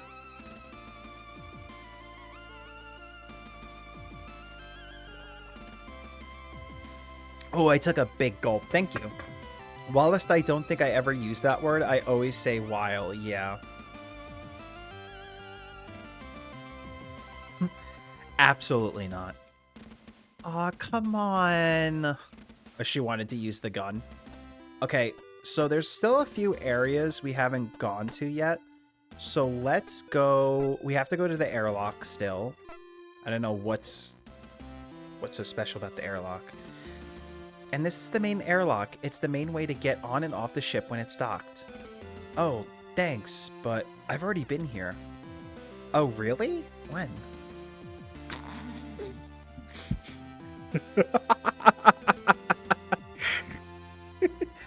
Actually, I think I'm confusing it with somewhere else. What else can you tell me? Well, it's got one of the best views on the ship for one thing. You look around but can't see any windows. You wouldn't expect to on a military vessel where an inclusion like that would compromise the structure. Here? Really? Yeah, really, check it out. Cassandra strides over to the terminal. Oh, not too bad, huh? I totally skipped that, damn it. You look at the screen, but all you could see is dark displays with few errant pixels suspended on it. Is that working? Of course it's working, look! You stare a little harder at the screen, and although it takes a moment, you eventually realize that's an external feed. That's right, normally you can only actually see out of the Gun-Dog from either the bridge or the hangar. But the ship's covered in small cameras for combat situations. You can access the feed from the terminal around the ship. That's actually pretty cool, but isn't the view from the bridge or the hangar better? You know, because you're actually looking out? Well, maybe, but there's always someone else around. You never get the view yourself. No one ever comes here, and it's so quiet. It's almost like you're out there. I guess I could see what you mean. It's pretty quiet out this way with a fancy screen like this is basically the real view. I knew you'd understand. I'll add the command to your terminal access. That way you can come out here and see the stars whenever you want. Thanks. Aw. I love the Gengar's Gaster. This is so cute. Little clappy clappies. Okay, where else have we been? Crew quarters, sick bay, central computer, engineering, engine room, central hub, bridge. We haven't been to the captain's quarters yet, and then Cassandra's quarters. And then I think that's really it. All right. Are we allowed to just go to the captain's quarters? And this is the second set of crew quarters where operations staff, that's me and Vanessa, the department heads, and the captain have their quarters. Makes sense. Sweet girlfriend, she is sweet. Of course, it's obvious why you'd come this way so soon after finding out I was part of the crew. What do you mean? Wait. Hey, I'm on duty right now, you know. I know, and despite that, you've let your libido guide you to my quarters, you animal. Whoa! Getting a little steamy. Let's maybe save that for later, okay? You tease. That's so funny. The captain's quarters sits at the end of the corridor, differentiated from the other doors in the corridor by the small insignia that sits above the nameplate. Like the others in the corridor, it displays the occupant's name, in the case Captain Mears Bartermuse. Even in your role as security officer, there are a few rooms on the ship that you don't have access to, and Captain Quarters is one of them. There's nothing for you here right now, so you turn back. Alright, let's go to Cassandra's quarters. Oh, by the way, if you ever want access to my quarters, the passcode on the lock is 0211. It's pretty much the same passcode I use for everything. 0211. Got it.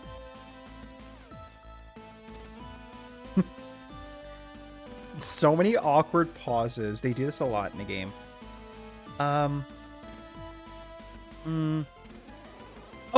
That's right. It's,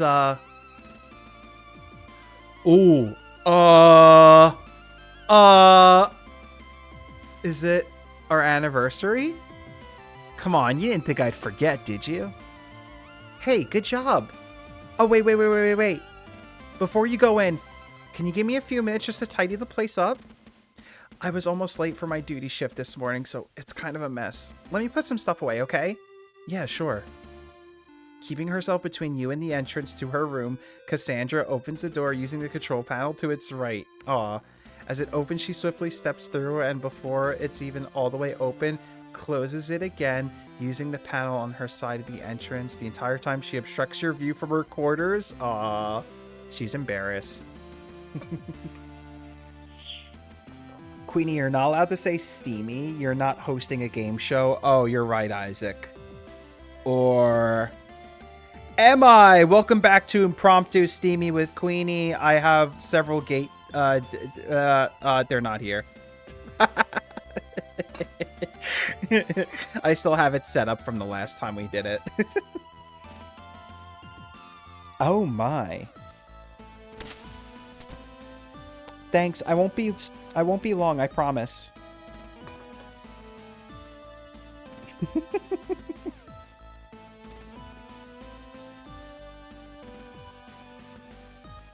A few minutes pass and you continue to stare gingerly outside of Cassie's quarters. You hear the occasional footsteps coming from the foreside thoroughfare, but they all move on other parts of the ship. Thankfully, no one stops by to ask why security is lurking outside one of the operation officer's quarters. Hey, Cassie? You give the door a gentle knock, leaning against the wall, continuing to remain on lookout for anyone who may have some questions about what you're doing out here. You know what, Camilla? You just got me thinking, like, this is very different from the usual visual novel. I feel like visual novels are usually not this detailed in their descriptions, but I don't mind it. But I am realizing it is a lot for streaming.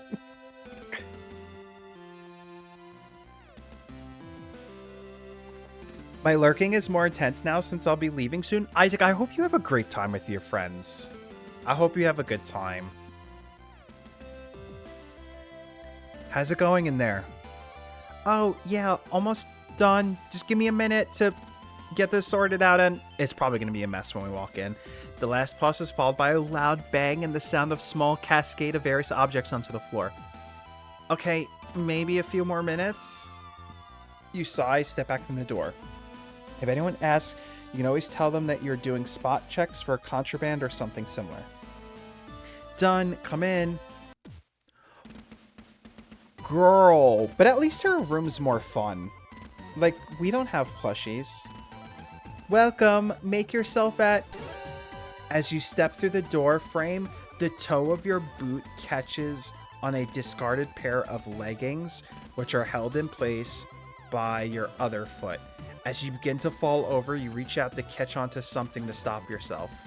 Unfortunately, the chair you reach out for has a uniform thrown over the backrest, which slips as you grab it, bringing both the chair and the assortment of cosmetics on the seat clattering down to the floor with you. Oh my god. This is why we need tables. Yeah, even though I've only seen a little bit of the game, it's very engaging by how descriptive it is. Like, you can immerse more, but I can see how it could be a little much for streaming. Yeah.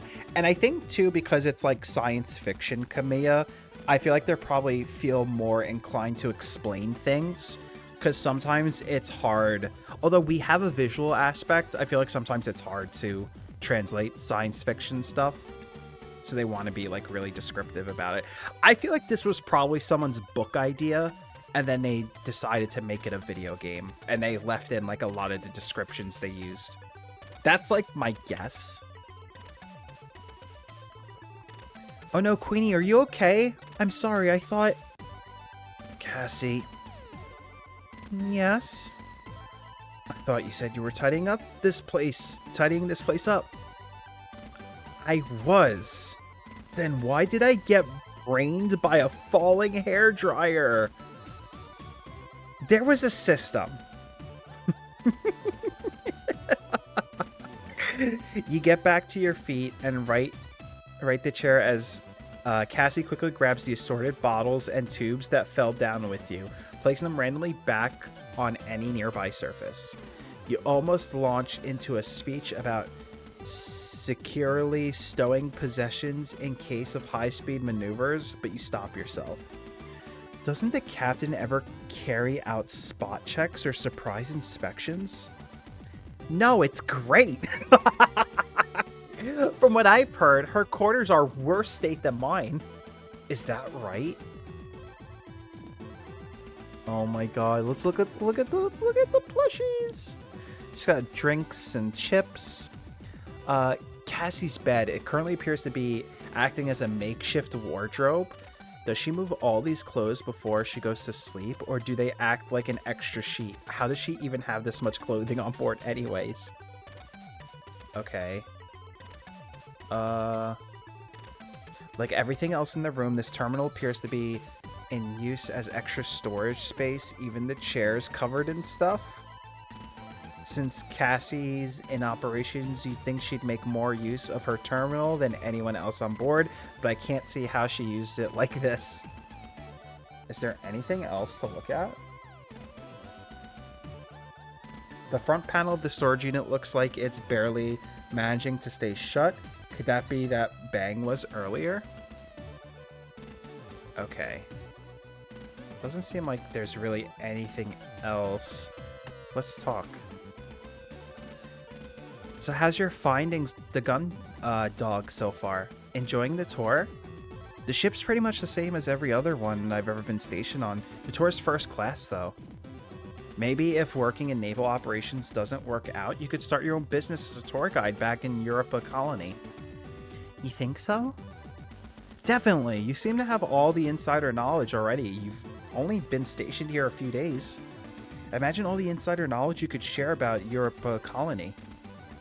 Yeah, you're right. And over here we have the statue of the workers who built this colony. If you could sneak around the back, you can get inside the plinth and hide from colony security if they catch you and your friends hanging out in the park after it's shut. Then again... Oh, that's the name of the ship, Gun-Dog? Yes, Kamiya. If you ever have any questions, just let me know. But yeah, so we are stationed on the Gun-Dog, and we are just like patrolling space.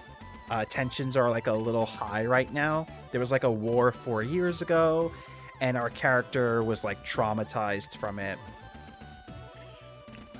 And now we're on this ship with our girlfriend. You don't think that's the kind of thing people would want to know? Maybe a bit more about the workers first anyway. How are you finding the Gun-Dog? So you've been on the ship a few days now. How are you finding it? Well, it's not too bad. Obviously, it's not like being stationed on the Reliant. It's a whole lot smaller, and there's way less people. Yeah. But then there's also a lot less to do, so you get much more free time.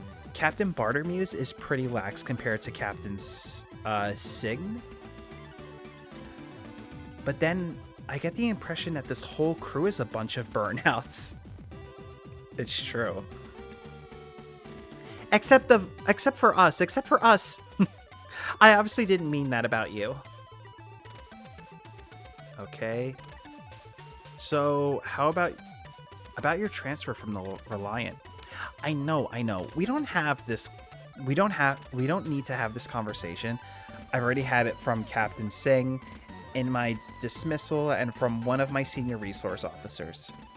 You're wasting your potential. You would make an excellent captain if you took your duty seriously. Your academy scores were excellent. I was going to give you the speech.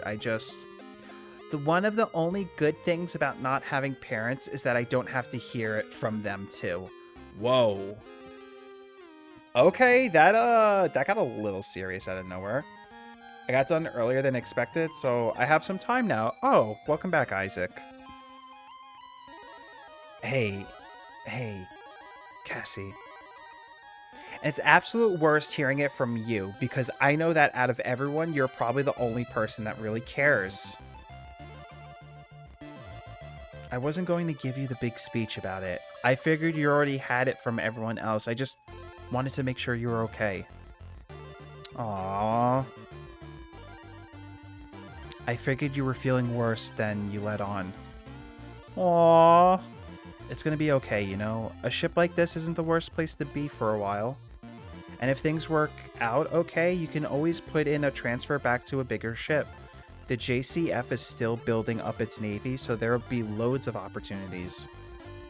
And if that happens, and if that doesn't work out, there's still your career as a tour guide back in Europa. Yeah, you know it. I'd probably make a better tour guide than a ship operator anyway. I think you'd be great at whatever you decide to do, and whatever that is. I'll be here to support you through it. We are such a good partner. Oh my god. Can I date myself? Can I date me? Oh my god. Aww. They're so cute. Cassie? You're so cheesy sometimes. Hey! Come here. Ooh, they smooched. They smooched! So now that we're on the same ship, our shore leave will line up.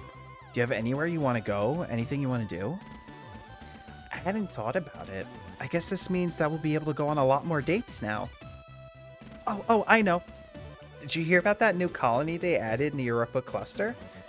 It's got an ultra-efficient water handling plant, and the planners have included a water park. We should go as soon as it opens. A water park? What's that? You've never heard of a water park? Never. They're one of the coolest new features on the new colonies they're building. They're like lots of big swimming pools with slides and rivers and all sorts. All the e-magazines are saying that they're going to be the coolest things to do on the colonies once they're open. Pools and slides and pools? But like, really exciting. Huh. Okay, I guess when you're next docked, I'll see if I can book us some tickets. Awesome.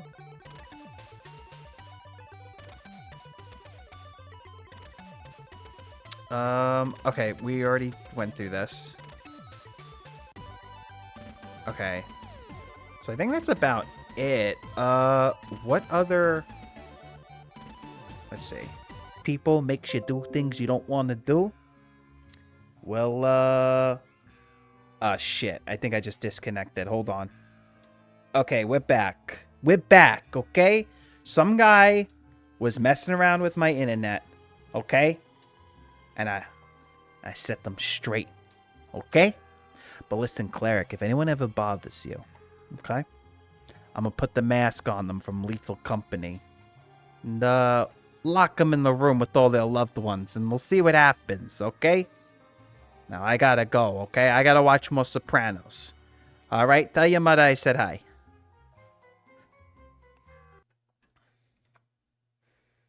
Thank you so much for coming in here, Cleric. I hope you had a great stream of Lethal Company.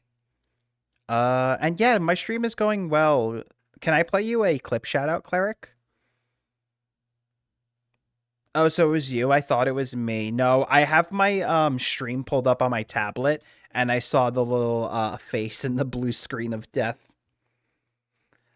I was playing with a birthday lady. Oh, it was one of your friend's birthday. Well, happy birthday. It might be cringe. Listen. I have done cringy things and dumb things in the past, okay? I will not judge you. So, only if you're comfortable, I will play it. But, yeah, I wouldn't worry about it. Let's see. What do we get? What do we get in the clip roulette? What do we get? What do we get in the clip roulette? What do we get? What do we get? Oh. Okay, hold on. I typed it wrong. I'm thinking about one of my friend's streams. There we go. Wheel of Torture. Drink hot sauce.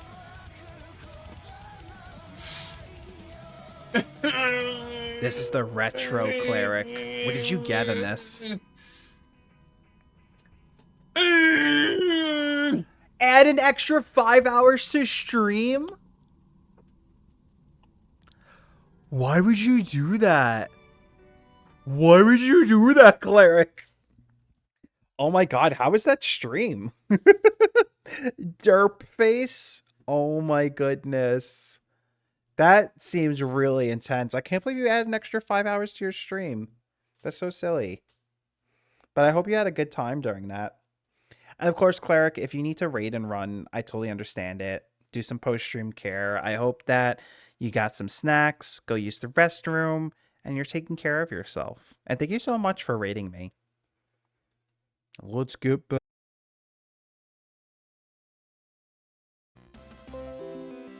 What is going on with OBS? Are we back?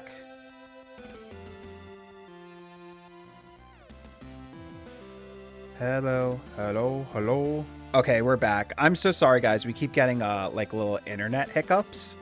I'm not sure why that's happening, but we're back, and hopefully it stays good. Stream be scuffed. Yeah, it seems to be a little scuffed right now.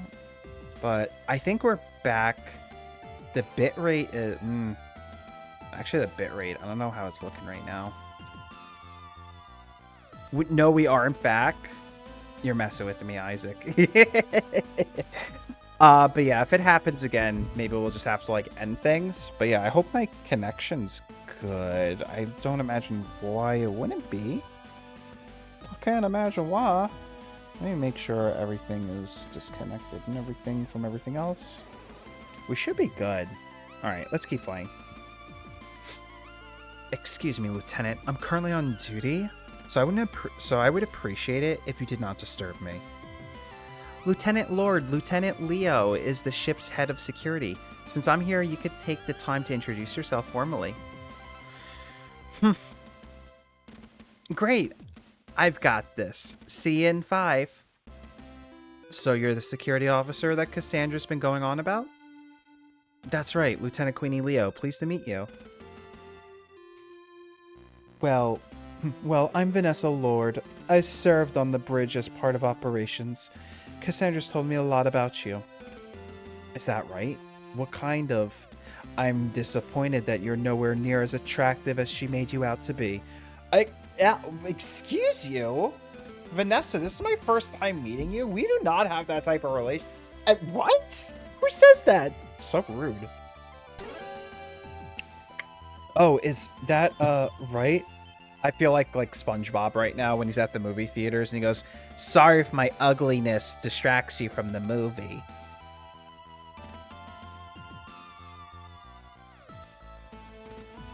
I thought it was too good to be true that some dashing officer would be transferred here at the last moment.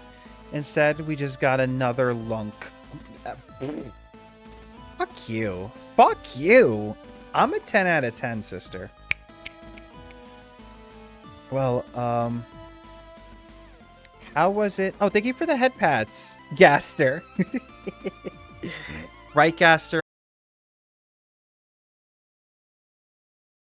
What is going on with stream? Uh-oh. Are we back? Okay, we're back again. I don't know why this is happening. I'm so sorry, guys. I don't know what's going on with my connection right now. Let me see if there's anything open right now.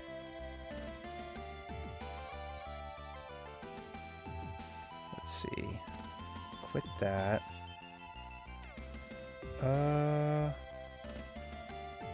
Trying to see what else is here that we should cancel. I think we're pretty good. Maybe it's just my internet itself that's lacking.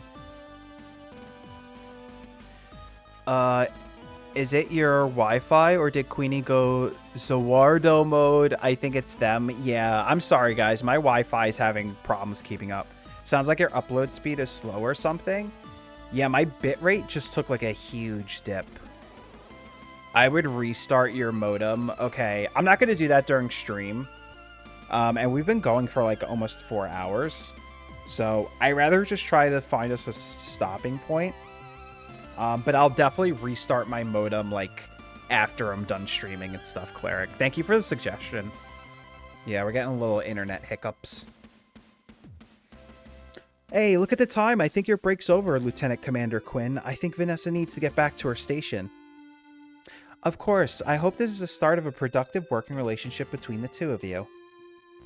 Vanessa, I'll catch up with you later, okay?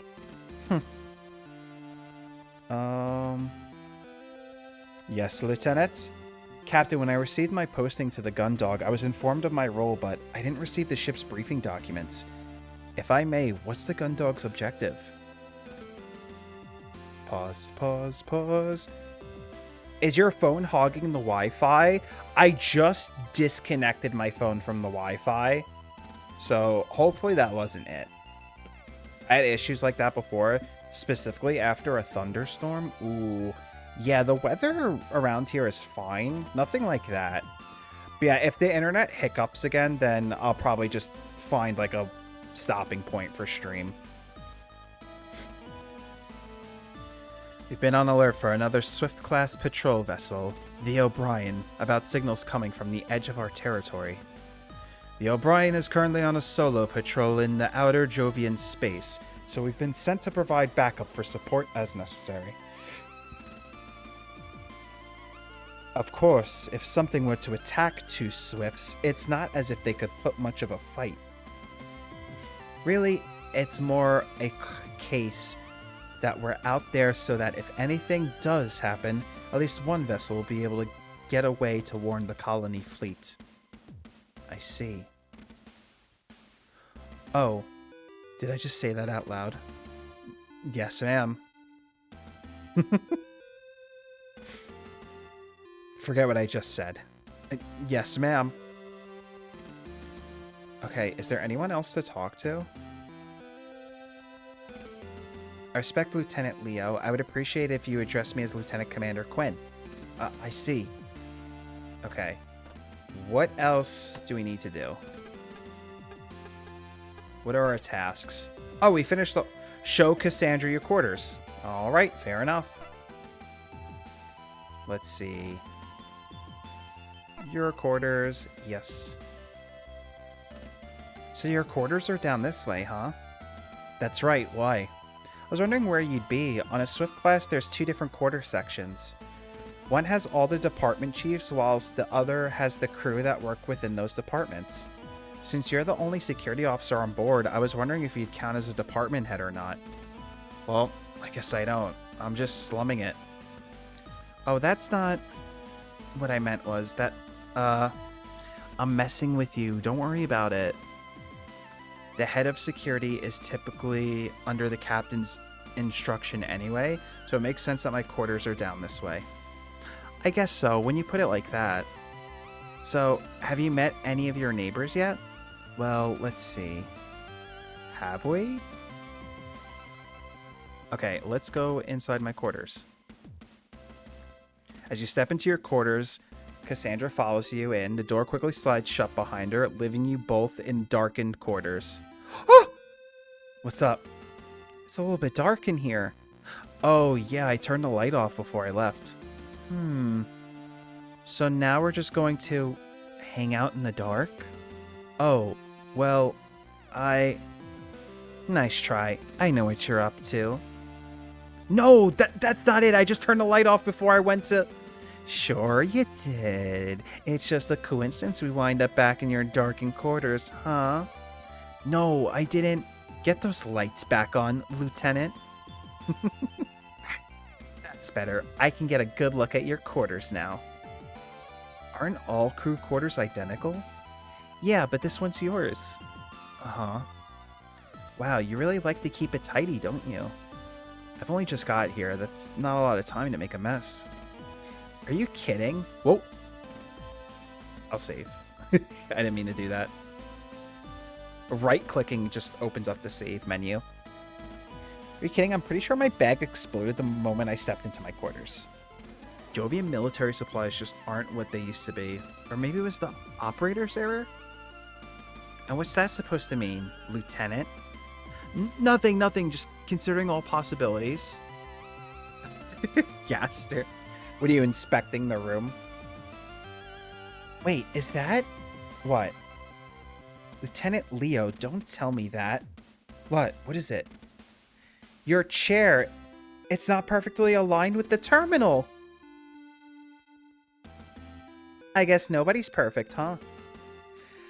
I would have made more of an effort if I knew the officer doing spot checks was such a stickler. I suppose I won't have to report you to the captain this time, Lieutenant.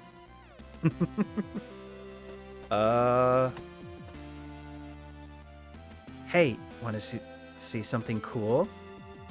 I feel like this is a bad idea, but go on. Alright, I've always loved your sense of adventure. Now check this out. If you work your fingers under the bottom of one of your panels by your bunk, you can take it off as mounting, and there's recess behind it that you could stash contraband in. How about this floor panel? Did you know that if you use something strong enough, you could pry it open and it leads into a crawl space below the decks that can use to get to other areas of the ship? Yeah. We're smart. Alright, But I bet you didn't know that if you logged into your terminal, entered a secret code, that you can play Snake. That too. Sorry. Well, fine. I guess you probably know every secret on the ship then. Well, not every secret, but I am security officer. I've caught every trick there is when it comes to contraband, crew breaking, fraternization rules, or system exploits. I'd have to get pretty technical to get past me. Wait, how did you know all this? Oh, well, that is back to the tour. All right, what do we need to do next? I like that it gives me tasks on what to do, but now we have nothing left. So where do I go, Cotton Eye Joe? Where did you come from? Where did you go?